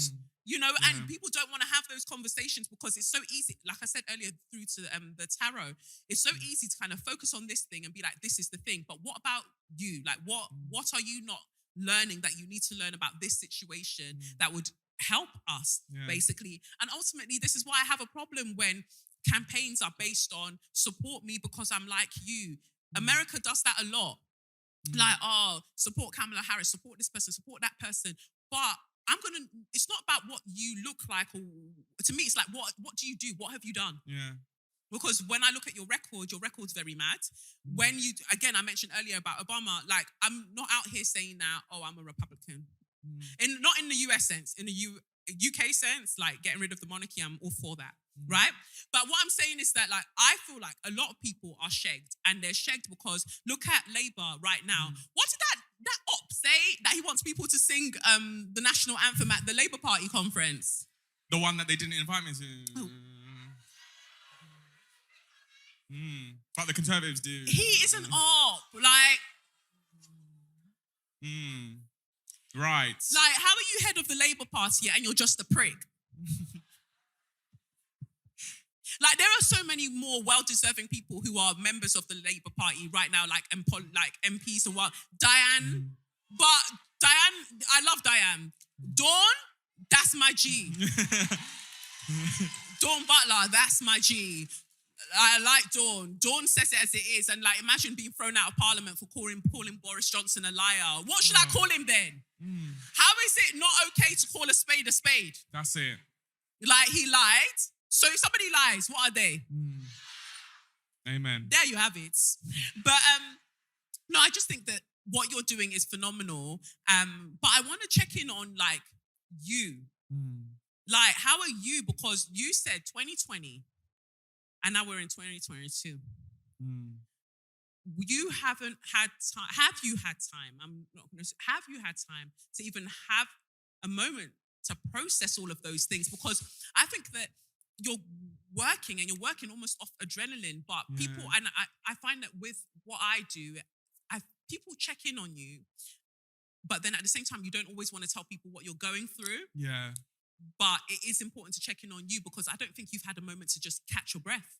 No, and I think I'm more honest with it now. I think back in the beginning, I wasn't. I was arguing with my family and whatnot, especially after my dad passed away. And I think one thing that my housing provider robbed me of was my ability to grieve for my dad and his loss, because it had happened straight after, the day of his funeral that had happened. And since then I've and I admit it now, I use the work that I do in order to keep me distracted from what it is that has happened, because in my dad's situation, I wasn't able to help him. I wasn't able to save him from that situation. His cancer became the priority, but I know and sometimes I say to myself, would I give up everything now to speak with him or be with him or see him? And sometimes I'm like, yes, but I know he wouldn't want me to, because I've been able to help people and help get so many people out of the situations that they are based on his story. But no, I haven't. The bottom line is I haven't really had a break. Even when I went to Ghana to see my grandma for the first time, I said to myself, I'm switching off my phone, I'm not messaging anyone. But then I was in a supermarket then. I'm taking calls from tenants over here, trying to help them all the way from Ghana. And I don't think I will be able to switch off. It's going to be really, really hard, but I'm at a much better place going into people's homes that are living in disrepair, being able to take them out of that and see their lives change for the better. And I've had them message me and say, you've honestly changed my life. That is what makes me happy now. I do it for free. I do it off my own back. I'm not paid for it. But even if someone offered me money for it, I wouldn't want to, because the satisfaction I get from getting people out of those situations and knowing what it was like will forever be more than any amount anyone could give me, I think. We need more people caring, I think. Not just saying it, not just sticking on their websites. They care about their tenants, or when Grenfell happens, we see MPs and politicians line the streets saying black, saying how terrible it is. But 5 years later, why am I out here saying the same things those Grenfell tenants saying that they weren't listened to, and tenants are still screaming the same things? Were lessons learned? From what I've seen, absolutely not. Absolutely not. No, you're totally right. And it really does blow my mind that every time, like Grenfell could happen, they could tell us that 70 people died and that's it. But even if one person died, fam, you fucked it. Yeah. Now you said 70, you fucked it. And 70 times. Right. Yeah. But then now when we consider the undocumented people and all of the people that you don't want to take accountability for, like there's so much that goes like on under our noses that we're just like, I think that sometimes, as you say, there is a way that I think as the collective, we distract ourselves, because to face what is happening, the magnitude of what is happening can feel like really, really overwhelming. Yeah. Even when you mention about the NHS, education, accommodation, it's not by accident that they're fucked. It's by design. Because if education's fucked, privatize it. If the NHS is fucked, privatize it. If accommodation is fucked, privatize it. That way, people can charge us whatever they like, whatever they feel like, because they'll be like, look, if you don't want this one, go to that one over there. Right. Go and afford that one over there. That's really where they're heading towards. They want to defund. They hate the word defund, when it's about, the things that they enjoy, but they want to defund all of these things, run them into disarray. So then we're forced to go and seek private care, forced to go and seek all private about money. accommodation, because that's one of the things that they'll say to you. That's the underlying thing sometimes That's when you it. call and you're like, I've got an issue with this. Well, if you just went and got a private accommodation, Yeah. maybe you wouldn't be dealing with that. But private landlords are wild and people aren't regulating them. They're not No. regulated. And they're charging stupid amounts of money Yeah. for, in some cases, a shed size room. Yeah. That's it. So there's a lot in this life. And I think that fun is necessary. What do you do that brings you joy? What do I do that brings me You joy? tear singlets. I do. I enjoy that. I do enjoy. Honestly, I sit at home. People think I'm out and about. I'm not. I'm at home and I'm looking. I'm reading just to see who I can drag next in politics. I like to paint, so I paint too. And before all of this campaigning work, I did want to be an artist. And I still do. Your Rihanna painting is incredible. Thank you. Did thank Rihanna you. ever see it? She didn't. Fenty Beauty did, and Edward, I'm going to pronounce his name. Eniful? Yes, from Vogue. British Yeah. Vogue saw it, so I Yeah. went and done a little video down there, and then We need to really. yeah. I mean, Rihanna, I've if you're still not got it at home in my going living to room. bring out music, can you just take this painting? Yeah, exactly. Give you some money.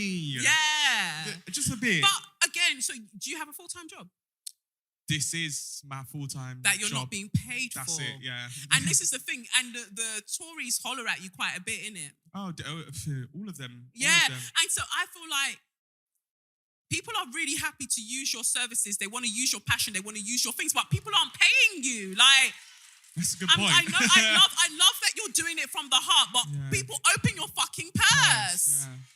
Because they want you to be doing consultancy. You pay a consultant. Consultancy money. It's true, but I When you lot listen to this, you Tory complexes, if I hear that you're not paying Quajo, me too, I will join in with the singlet tearing. Because I'm retired. No, it's true, but I enjoy even if I wasn't, I'd enjoy doing what it is that I do. I don't know how long I'll be able to sustain it for, but for now I am, and for now I can. I mean, in the beginning it was my student loan that I was using to get around. And that's actually what I want to talk about. When you were doing all of this, 2020, you were still studying. Yeah, so I So planned you- to drop out, but I went back. I decided to go back, and I was studying my last year of uni. Amen. So I was in lectures. I mean, I passed. I got a 2-1, which I was glad about. And which I was glad. I honestly thought I'm going to have to resit because I was there I was in lectures, and on my way on the coach, I had to go up 3 times a week, National Express there and back, 7 hours. Even for sometimes it was just a 1-hour lecture. And I was sending emails to MPs, to housing landlords, to tenants, and I wasn't even listening to how I passed. I don't know till today. I don't know. I really, really don't. But yeah, I mean, I was very committed at that time because it was so close to what had gone on, and I think because I was at my lowest then, people were saying, "Oh, take time out for yourself. Don't be too stressed in this." But I know what stress was because of what happened with my dad and that whole situation. So nothing could have been more stressful than that. And I was getting a rush out of it in a way. When I was getting things done, people moved out their homes within 24 hours that I'd been complaining for 10 years. I did enjoy it, and it gave me satisfaction. It meant that what I was doing was working. And I mean, I have to give a shout out to everyone that follows me on social media and that shared from the very beginning, because I could have been on social media and screaming into thin air, but the fact that you guys don't even realize, even a simple retweet or a like and sharing it to your thousands of followers or hundreds of followers, that is what caused reactions from these housing providers, because they didn't want to be shamed. It's the most expensive thing for an organisation. Shame is works. bad PR. That's it. And it was down to you guys. So I'm forever grateful, because it's been you guys that have changed these tenants' lives. Amen. Yeah. I've just been driving the vehicle. You guys have been the engine that's powered that. So I'm forever grateful. And I know they are too. They really, really are. Thank you. And that's really true. So now for any questions not questions. So You Mad, you know that this is like the pop culture bit. We'll get into Straw of the Week. You're staying with me for Straw of the Week? Yes, Yes, definitely. because I think that you want to fling a straw to Clarion Housing. Oh, Yeah. we need to get them up. Deal with them. I really wanted Kemi Badenoch. So You Mad. Any So You Mad things that I've missed this week? What's been happening in pop culture?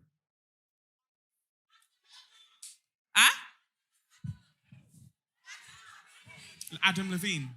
Adam Levine. Oh, yeah, I heard about that. Oh. Damn. Who wants to be? So now we have our correspondent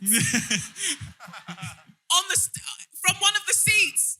Could you please come? A person in orange. Is that a lady in orange? Needs to fill us in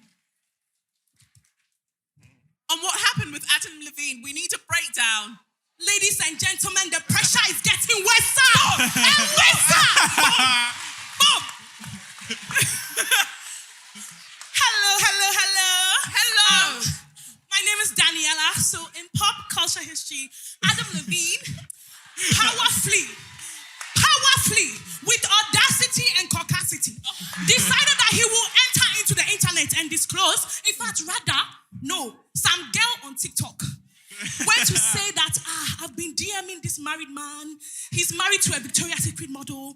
And he sent a message that his wife is pregnant and he wants to name the baby after me. Is there a problem with that? Her name is Sama, by the way. Sama is a nice name, sorry, but that name is now gone. Anyway, Adam Levine then responded and said, at the end of it, I'm sorry, I sent flirtatious messages.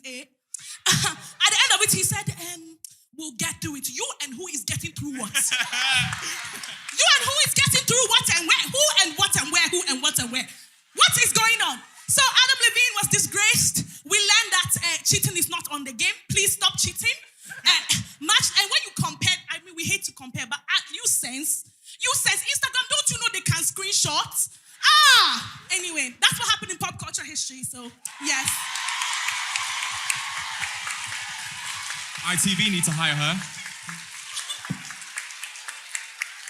Thank you so much. Thank you so much to our on-the-ground correspondent for that. Impassioned. Beautiful. Relaying of these week's events. Thank you. What else have I missed on So You Mad? Kanye?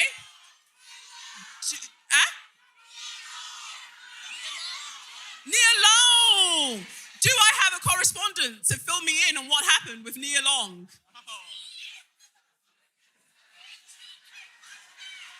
Is that another cheating? Is somebody running down? Oh, somebody's running. We have a correspondent on the ground. They're in the mix of it. Cameraman, follow. They're in the mix. One moment. Oh, they're making their way. Oh, God. Oh, God. Oh, wow.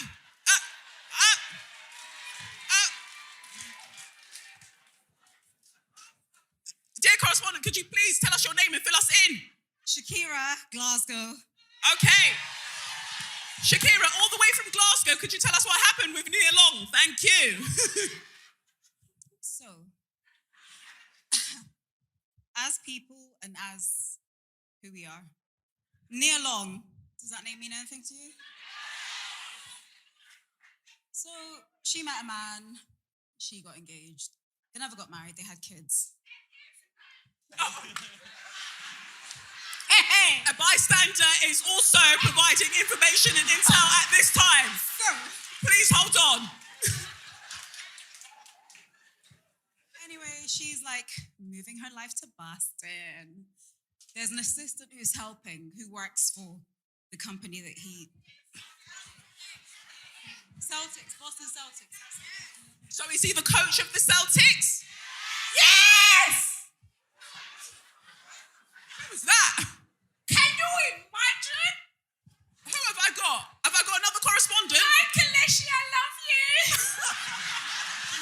Okay, so we have, I think we've got some helicopter images. We've got a correspondent. Khadijah? Yes, okay, so could you both please bounce it with each other and can fill you us remind in? me his name? Because No, the carry on, audacity. carry on. No, you got it. Carry on. No, Khadijah, the audacity, his name, I'm like, Can you imagine? I forget his name. We don't need to know it. Is he Nigerian? I think they're split on this one because you said that he was raised. Anyway, can you imagine He was cheating on raised Can you not imagine Nigerian. cheating on a whole Nia Long? Nia. people wanted to do Beyonce was this. cheated on. I was like, there's no hope left in the world. Nia Long, I was like, co-workers. Two. He cheated. He cheated on Nia with 2 co-workers. No.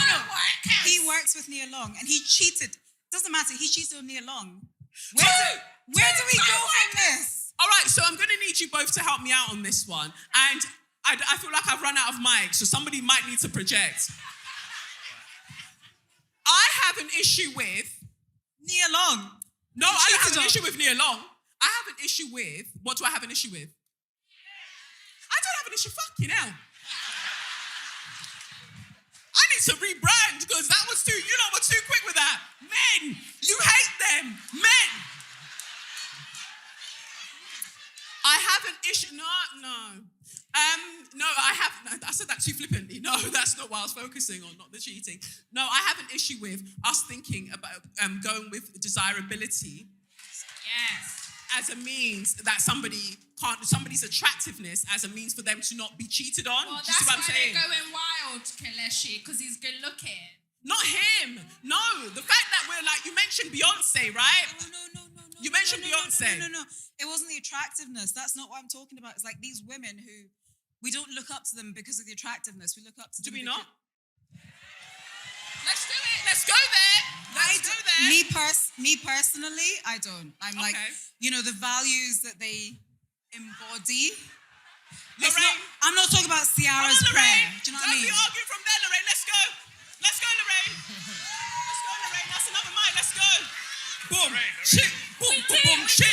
We do. It's a debate battle. Pretty girls. Let me put the whole milk Don't in you it. dare. Don't you dare. You're not going to do Mary J. Blige from that side of the stage. You're still up here. Both of you are still up here. Kelechi, you're Are you right. coming down? Pretty girls get a privilege, Yeah. but they shouldn't. Okay. Thank you. Thank you for that. Let's talk about it. Both of you. Let's No, talk about it. I'm not gonna cry. I'm not gonna cry. I'm not gonna shed no tears. No, I'm not gonna cry. 11 years. You're not worth my tears. You leave me at the I know the swallowed my guarantee. stood by your. I should have left you. Joe, that's 1,000 times. Yes. Nia, listen to the song Nia Long. That's the song. It's very apt to talking about cheating and singing Mary J. Blige. Yeah. But we have a thing of thinking, oh my God, Beyonce got cheated on. She's too good to be cheated on. When you clock that cheating is abuse, you will realize that no one is too good to be cheated on.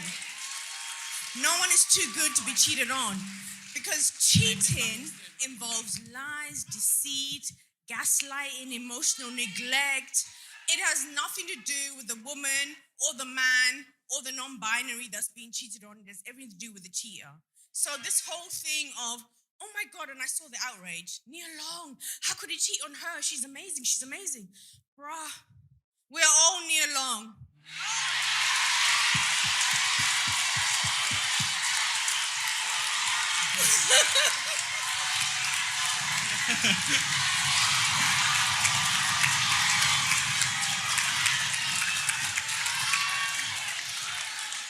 We are all Nia We're all Long. Nia Long. We're all Nia Long. We're all Beyonce. We're all, like, it can happen. Anybody can get got. Yeah. Anybody can get got. And I think that's something important that you raise about desirability politics, because we think... You pop it here. More closer. Sorry, I've got Invisalign as well. I'm trying to... No. Yeah, gang. Kelechi, 2 weeks and I cannot eat. I'm sorry. It'll ease off. I'm Hang trying. in there. I'm Hang trying. in there. Hang in there. I'm trying. But we all have this idea of they're too good to be cheated. How could Jay-Z cheat on Beyonce? She's at himself. amazing. Well, what But when you realize anybody can get got. Yeah. That is it. End of. Thank you. And that was our impromptu correspondent making her way all the way from the dancery. Greatly appreciated. Thank you. All right, so that's So You Mad. You filled me in. I know the things because trust me, I was trying to sort all of this with my incredible team that helped me to put this show on. So I saw the things, but I wasn't really paying attention to the things, you know? So now let's go to Straw of the Week. Straw of the Week. Straw of the Week, the segment that you let us know who deserves a straw to suck their mum. Kwasia Kwateng. So anybody that has a straw, well, I said anybody. A few people who have a straw, you know where the mics are on your side. You know where the mics are down here. Prepare yourself. Do you have a straw? There's many. Oh, Where do we start? Let's go. Take the floor. Well, there's Kwasia Kwarteng for one. Yeah. He's this week. Yeah.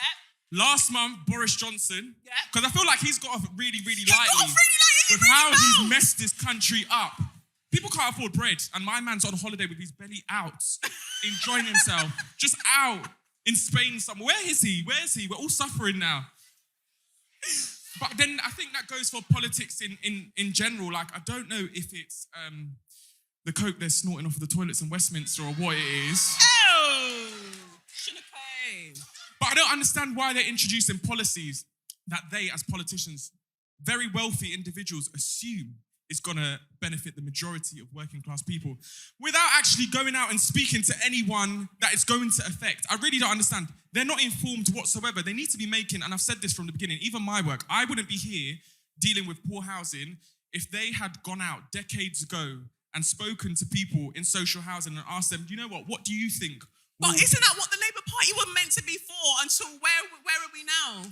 That's what, you understand why I get at them every single other day on social media. Like, I mean, today, for example, I tweeted about the fact that, I'll say it again, Conservatives invited me to their conference.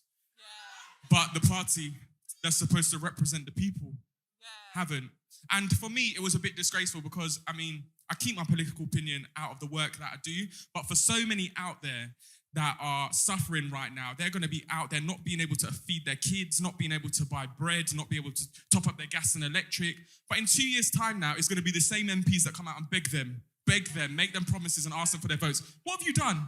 What have you done? We need to start asking them, what have you done? That's what we need to ask them. What have you actually done in your time?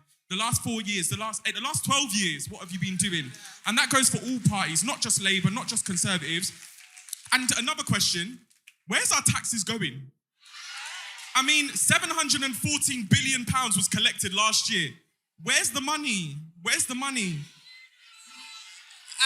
The Queen's funeral. The Queen's funeral. We didn't even get a sandwich. The Cayman Islands. Cayman Islands, yeah. That's where I need to be going. I told you, life as we know it, we're in a pyramid scheme and we need to clock very, very quickly because we're being taken for mugs and we've been taken for mugs for a really, really long time and we really need to really level up. If I could consider you with my opening song when it was getting really high, I had some lyrics in there that you would have really enjoyed. Where are my straws of the week? Who's got a straw for the week for me? Somebody in yellow? Yeah, come up. And I need the energy. Where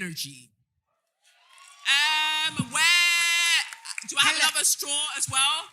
Up there? Hello. Hello, yeah. Me. Where's the straw? I'm up here. You're up there? Over here. To your left. To the left. All right. Okay, cool. All right. So you hold on there. This person in yellow is going to go. Come through. Hello. Hello. My name is Kathleen. I'm from Connecticut. Kathleen, Connecticut is back. I've been looking for you. Did you collect your package? I did. Okay. Thank you. Okay. I literally saw the email 10 minutes before I picked up my stuff, so I was like, Thank you for coming from Connecticut. yes. I brought my partner with me. She's great. I love you, babes. Hey, boo. Come, take the stage. Come through. So I have a straw for the United States as well as France and anybody else who has profited off of my people's back. I am Haitian. And there are a few things that really pissed me off about America and France and how they have impoverished my country so much. Like, there are protests every day. People are burning down buildings. There's looting everywhere, kidnapping, ransoms. To take it personal, some of my family has been taken from this world and taken hostage before from all of this unrest because the people are poor and our people are resilient and we are tired. Seeing my people get whipped at the border, I'm tired. So fuck France, give me my fucking money. Fuck the United States, give me my fucking money. And a very, very, very, very special straw to the DuPont family. They are very old money in the US, and they owned my mother's side. So give me my fucking money. Thank you.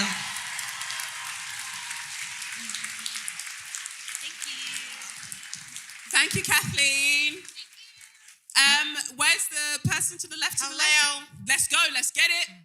I'm a bit nervous, but I'm also like one sheet to the wind because I've had a white wine spritzer, so. A white wine spritzer. Got you licked. Let's go. A lightweight is a lightweight, so I'm speaking.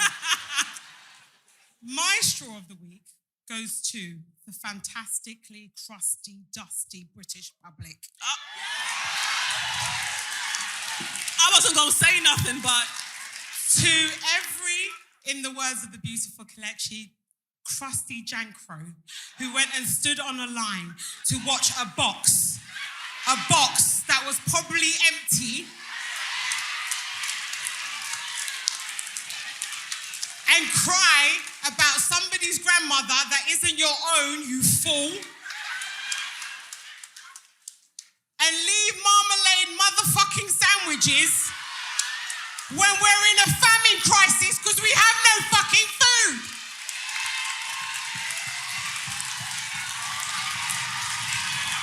Paddington Bear is from fucking Peru. He's an immigrant, you dumb fucks. An immigrant that you've all taken and you think belongs to you. Shut the fuck up.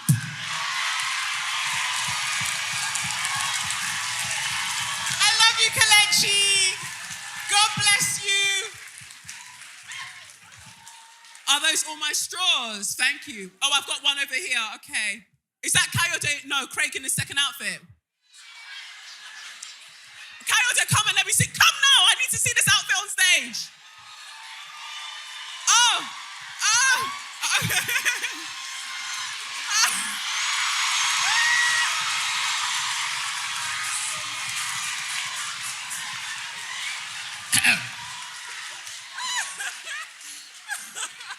Before I begin, this is an excellent show, and I'm vibing this. Thank you, Kelechi, for everything, in every way, shape, and form.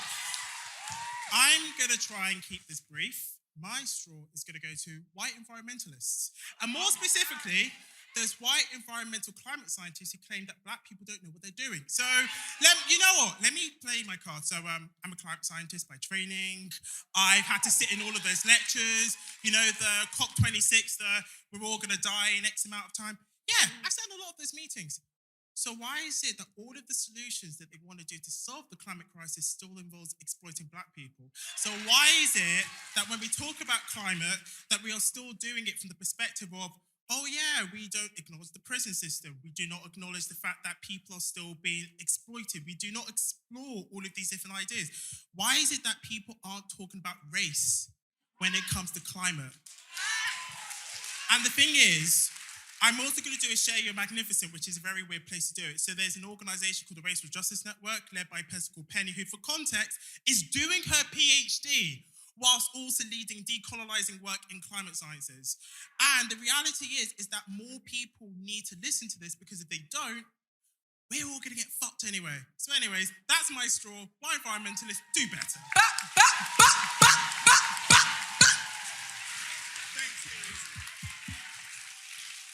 Wonderful. So, is that it for the straws? Because I feel like, and now you're warming up. See, you know we're trying to be shy earlier. You think I don't know you. You think I don't know. So we've got somebody up there, grab a mic, and we've got somebody over here. Have you got a mic? Come through. So somebody up there, have you got the mic yet? And then we've got somebody here. I got the mic. All right, one moment. So we'll do this.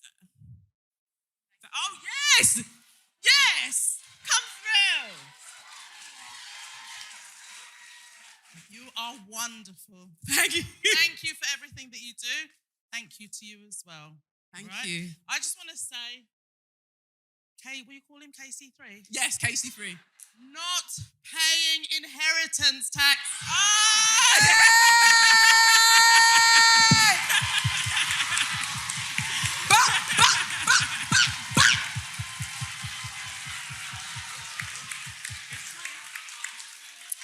How can he get away with not paying inheritance tax? Think about how much money he's got.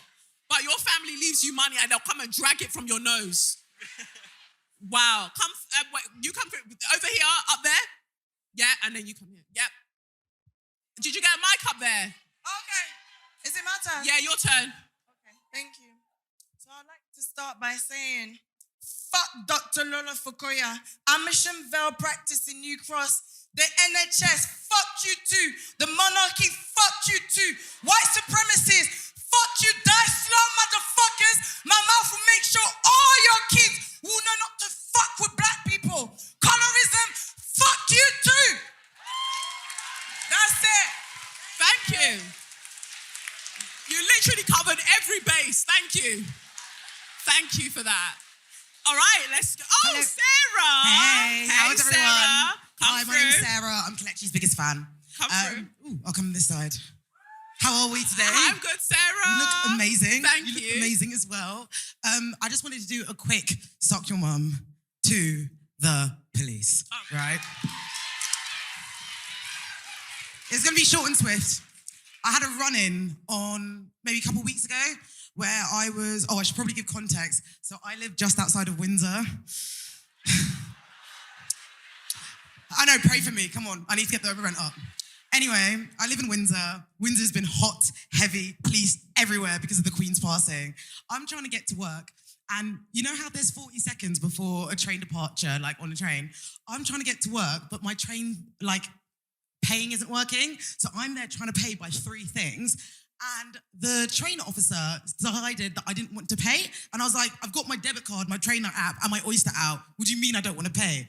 Long story short, I tried to get through. They called the police and they tried to move me out of the station. They said to me, if you're not being disruptive, if you don't want to pay, we're going to remove you. I said, I'm going to work. You're not stopping me from trying to get to my job. And I promise you, if you want to ban me from the station, I'm going to get a job here. I'm going to get a job here. I'm an Aries. I will ruin your fucking life. And I'll be the best fucking employee that you ever damn meet. Your manager will love me. Don't play. What a way to get them back. I'm going to work. I'm going to work there. I'm going to ruin you. But I just wanted to obviously, suck your mum to the police, suck your mum to the train officers that take advantage, or not even train officers, but people that take advantage of their power. So, it's just not okay. And this was maybe 5 days just after Chris Cabba was killed by the police. So, all of our emotions are high. And I just want to, say rest in power to Chris Cabba. Fuck you to the police. Just had to say it. Thank you. You look amazing. Okay, so, Quacho, before you leave me, Yeah. what have you got coming up? I don't even know if I'm meant to say it, but I'm going to say it anyway because you know We're me, I like amongst to... friends. Yeah. I like to break rules. But if anyone's interested in housing or the poor conditions that I've been highlighting on social media, I am presenting in a Channel 4 documentary. Woo! Bop, bop, bop, bop, bop, bop, bop, bop, bop, bop, bop, bop, bop. And filming's finished. It's a madness. Oh. It's a madness. Let me just say sewage. Oh. And it's out at the end of October, November time. Okay. So it'll be on social media. So yeah, feel free to watch. It'll give you an idea of what it is that I do. Thank you, Quacho. Quacho, everybody.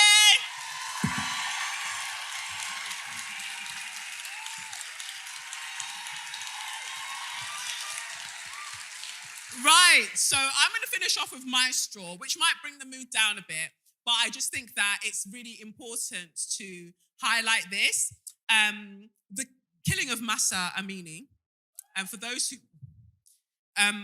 don't know, Massa, young woman, that she apparently wasn't wearing her hijab correctly, and she was then taken by the what they called morality police, who then took her away from her brother because she was with her brother at the time. She's Kurdish. Where were they? In Iran. In Tehran, yeah. And so she was taken away from her brother who was with her at the time. And next thing they know, she's in hospital. And initially the hospital posted that she was severely brain damaged upon arrival because of how badly they must have beaten her. Because they said that they wanted to take her for readjustment, is it? Or just like getting her under manners, basically, for not wearing her hijab the way that they wanted her to wear her hijab. I'll read some of this that I've got now, and then I'll fill you in more. So the reason I'm highlighting it is because I believe that as a woman, navigating the world the way that I'm navigating it, all of you were incredible enough to show up tonight for me, like singular, like just this one person that's always just talking on a podcast. I know I say it all the time, but I remember I was setting my intentions with the winter solstice. I think it was 2017 or whenever. And I was like, I'm going to start a podcast. And it would be great if like 200 people listen. And then we're in 2022 and all of you are here. And that means so much to me. Because sometimes you feel like you're going to say things and we're not always going to agree on everything, do you get me? But it's the fact that you're willing to ride with me as I go through the learning, we're learning together, and that you trust me with your time, because time, none of us know how much we have of it. Yeah, every Monday, you're listening to the podcast, you're trusting me with your time. And to me, that is one of the most important things that we have. So that means more to me than, of course, I know that you spent your P to buy tickets, of course, right? But even now, what's more important is that you gave me your time. I still took the money, but but you get what I mean. Like, that is what, is of value to me. So if I have this platform to be able to shed light on what other women are going through, anybody's going through, really. I'm always saying baby girls, baby boys, baby non-binaries. What anybody's going through that I know that I can use my platform to amplify, then that's what I'm going to do. And it's important to highlight also that while in Iran, women are protesting, and they've been joined by, men as well and whatever, but women are protesting for their right to not wear the hijab, or wear it when they want to, wear it how they want to. In India, prior to that, we had women protesting to wear the hijab, and people are acting like they're fucking confused about the two. What are you confused about? There's nothing to be confused about. It's simple. Women have the choice. It's about women having choice to do what they want to do. If I want to wear it, I wear it. If I don't want to wear it, I won't wear it. But it's not you that will now come with your straggly fucking throat to tell me what I should be doing, right? And so I feel like when we talk about solidarity involves using your platform when you have it to make sure that you're highlighting other people, other women who do have voices, but they're being willfully ignored by mainstream media. So while we're all here, we have the opportunity to amplify these things because they've been happening, and we chalk it up. I think sometimes our Islamophobia, a number of things kick into place where it makes you think like, well, that's their problem over there because you excuse it. You excuse it to yourself, and that can't run. Like, if we're talking about having the change that we want to have, then we all have to be about it. Yeah? Thank you. So this says here, for 4 days in Iran, well, it's been more now, and this week in New York and Berlin, there have been mass protests against the Iranian government and the presence of Iranian President Ibrahim Raisi at the UN. Across Tehran and cities in the Kurdistan province, people have taken to the streets in violent scuffles, which have resulted in an estimated 221 wounded people, 250 arrests, and 3 alleged deaths. The cause is the death of Kurdish woman Mahsa Amini. On 13th of September, 22-year-old Mahsa Amini, originally from the city of Saqqez in Kurdistan province, in western Iran, was in Tehran, having traveled there to visit family. She was at the entry of the Haqqani highway with her brother when she was arrested by the regime's so-called guidance patrol and transferred to the Moral Security Agency, allegedly for wearing an inappropriate hijab. CCTV videos of the event released later by the Tehran police show her collapsing to the ground at the moment of her arrest. So I feel like they struck her at that moment. Amini's brother was told she would be taken to a detention center to undergo a briefing class and released shortly afterwards. She never made it. Amini instead arrived at Kasra Hospital, where she died on Friday. That was last Friday, after being in a coma for 3 days. In a now deleted Instagram post, the hospital claimed she was brain dead on arrival. Resuscitation was performed on the patient, the heartbeat returned, and the patient was admitted to the intensive care unit, they originally wrote. Unfortunately, after 48 hours on Friday, the patient suffered a cardiac arrest again due to brain death. Despite the efforts of the medical team, they failed to revive her and the patient died. Witnesses claim she was beaten by the patrol in the van, which was intending to take her to a detention center. Once the news of Amini's death hit the news, 5 days of protests began across the country and globally, thanks to the already contested presence of Ibrahim Raisi at the UN. The hashtag Massa Amini began trending on Twitter, with more than 2 million mentions, and pro-reform groups and feminist activist groups, including the US-based Iran-dedicated HRANA, Human Rights Activist News Agency. They began mobilizing. Protests resulted in the death of one member of the police and now the widespread burning of headscarves. Amnesty Iran, as well as the US and French governments, have spoken out against her death. Now, I just thought that was interesting that the US and the French governments have spoken out against their death. You can shut your fucking mouths, yeah? The reason that they need to, I'll keep this because I'm still gonna cuss them.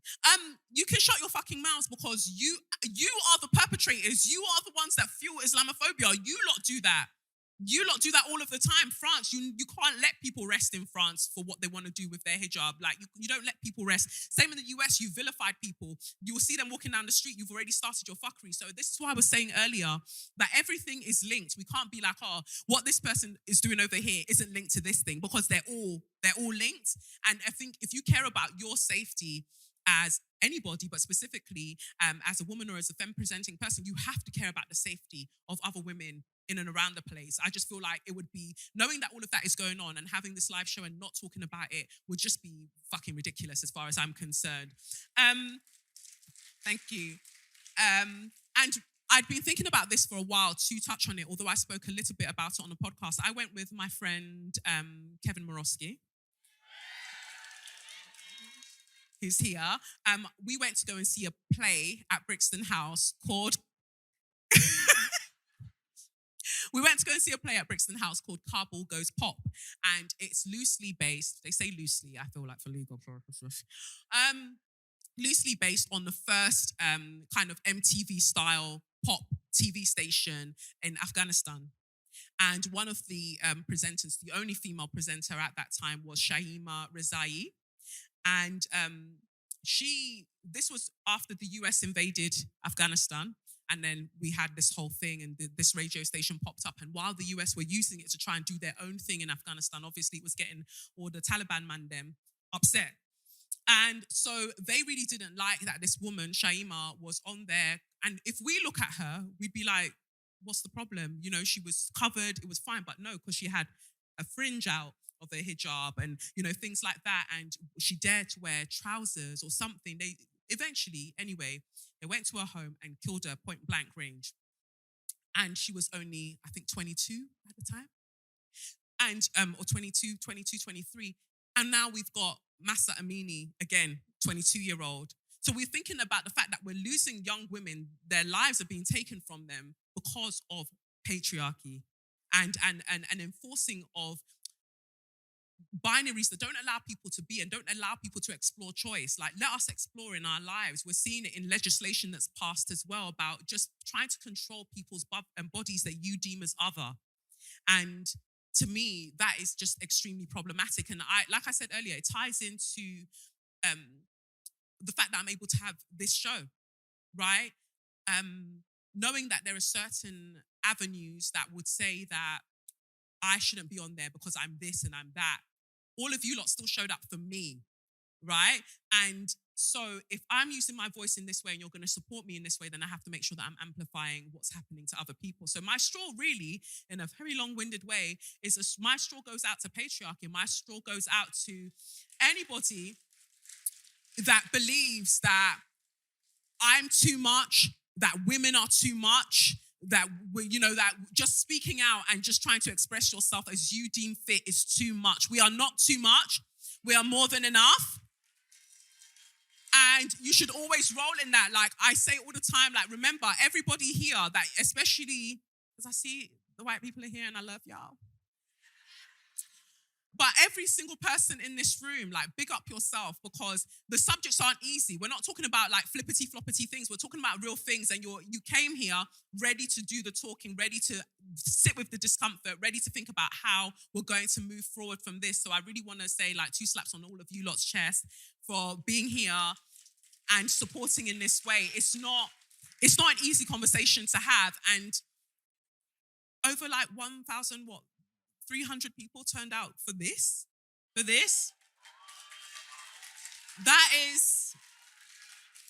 is really, really serious. And I think that this is what gives me the drive that, because anybody who follows me or has been listening to the podcast, I've been saying that I feel like I've been having a low time. I feel like I've been under a lot of pressure, and I've been saying that I don't even know what I'm going to come out in tonight.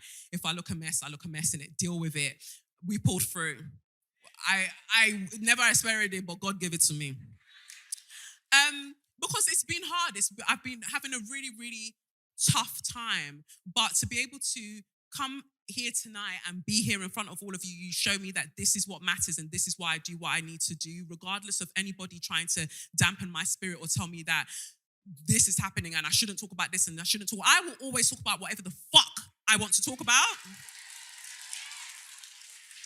And this straw goes out to anybody who is comfortable knowing that people are trying to silence my voice and they are happy with that and they are complicit in that. You can suck out, because the next venue, when I come back next year, I'm coming for all your fucking clots, right? And it's going to be a bigger venue and the dress is going to be shorter. There's going to be a pom-pom short. There's going to be everything.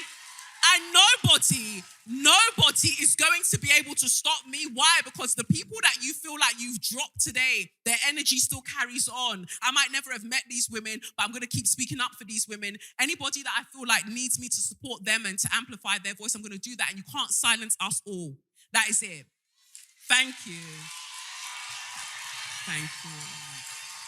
So I just want to say a massive thank you to the sponsors, Nadra Safiri, House of Adua, Barbaline that provided me some of these beautiful textiles, Oloni for coming through, Quajo for coming through, my incredible team. Shayo, first and foremost, big up yourself, because I literally would not have been able to do this without him. Thank you to Annie, who's just an organizer extraordinaire, Essie, Alicia, everybody that volunteered, big up yourself, Jonathan, all the people that helped me to make this happen. I don't even want to forget anyone. Maya, who made my dress, Shaniqua, who did my hair, Rossi, who did my makeup. My mom, who made this.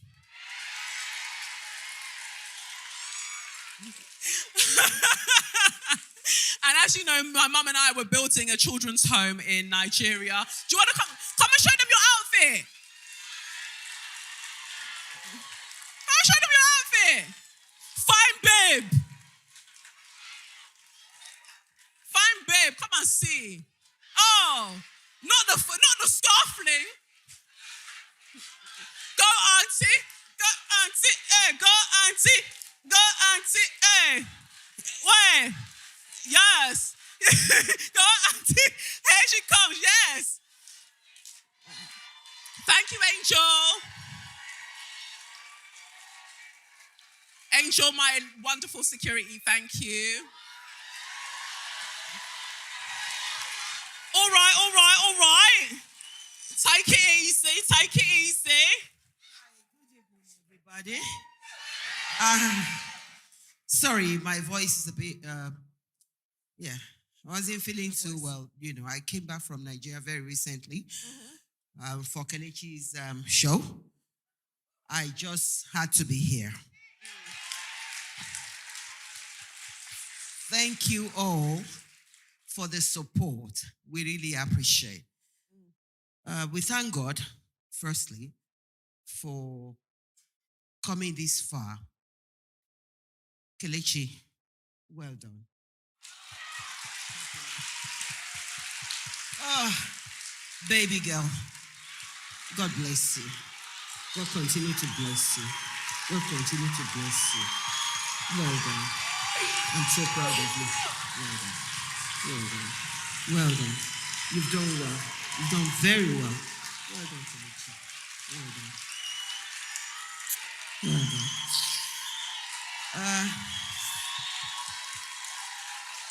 I had a vision. I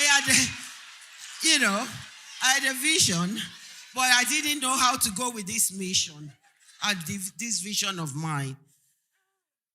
I was lucky enough to have this landed property. I didn't know. Initially, I knew what I wanted to do with it, but somehow that vision was truncated. I'm not going to go into that, personal reasons. So, look, I'm really very nervous. Every 1,300 and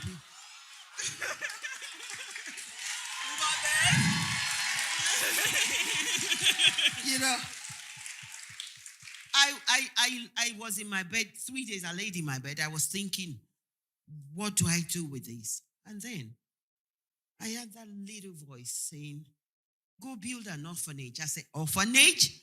How am I going to do that?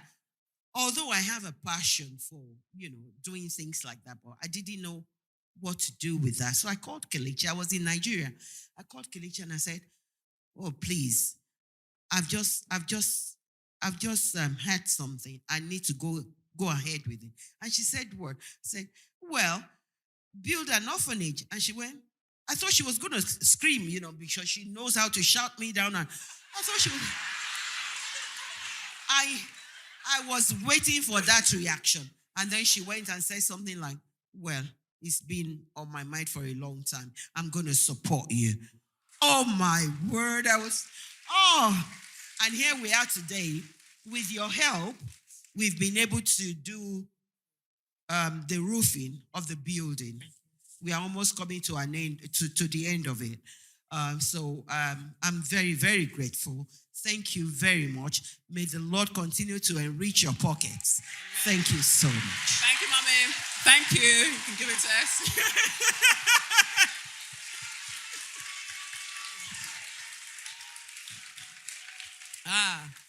Well, don't even have my phone on me, but I guess that brings us to the end.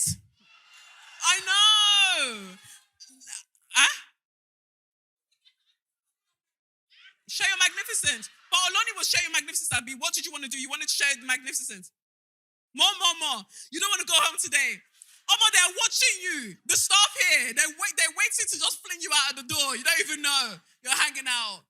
Nonsense. Those who are going to the after party or, the mingle upstairs, I'll see you upstairs in a bit. If you've got colourful wristbands, you can just head straight upstairs. But I don't want to get your take on this. I'm thinking that the next live show should be when my book is coming out. Do you know when my book is coming out?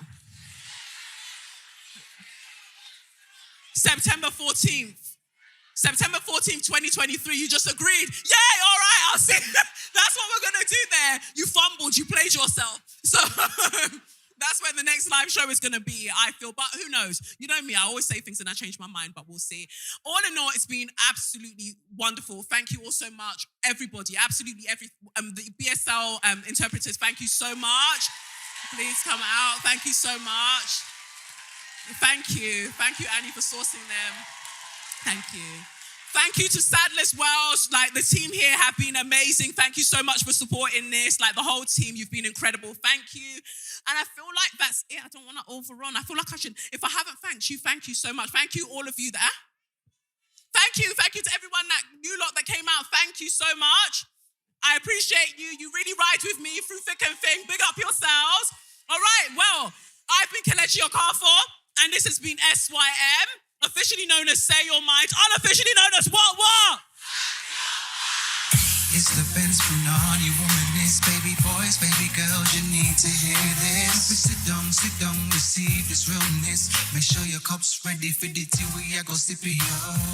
Hard times calling for your long shorts. You might learn something you never know. Collect you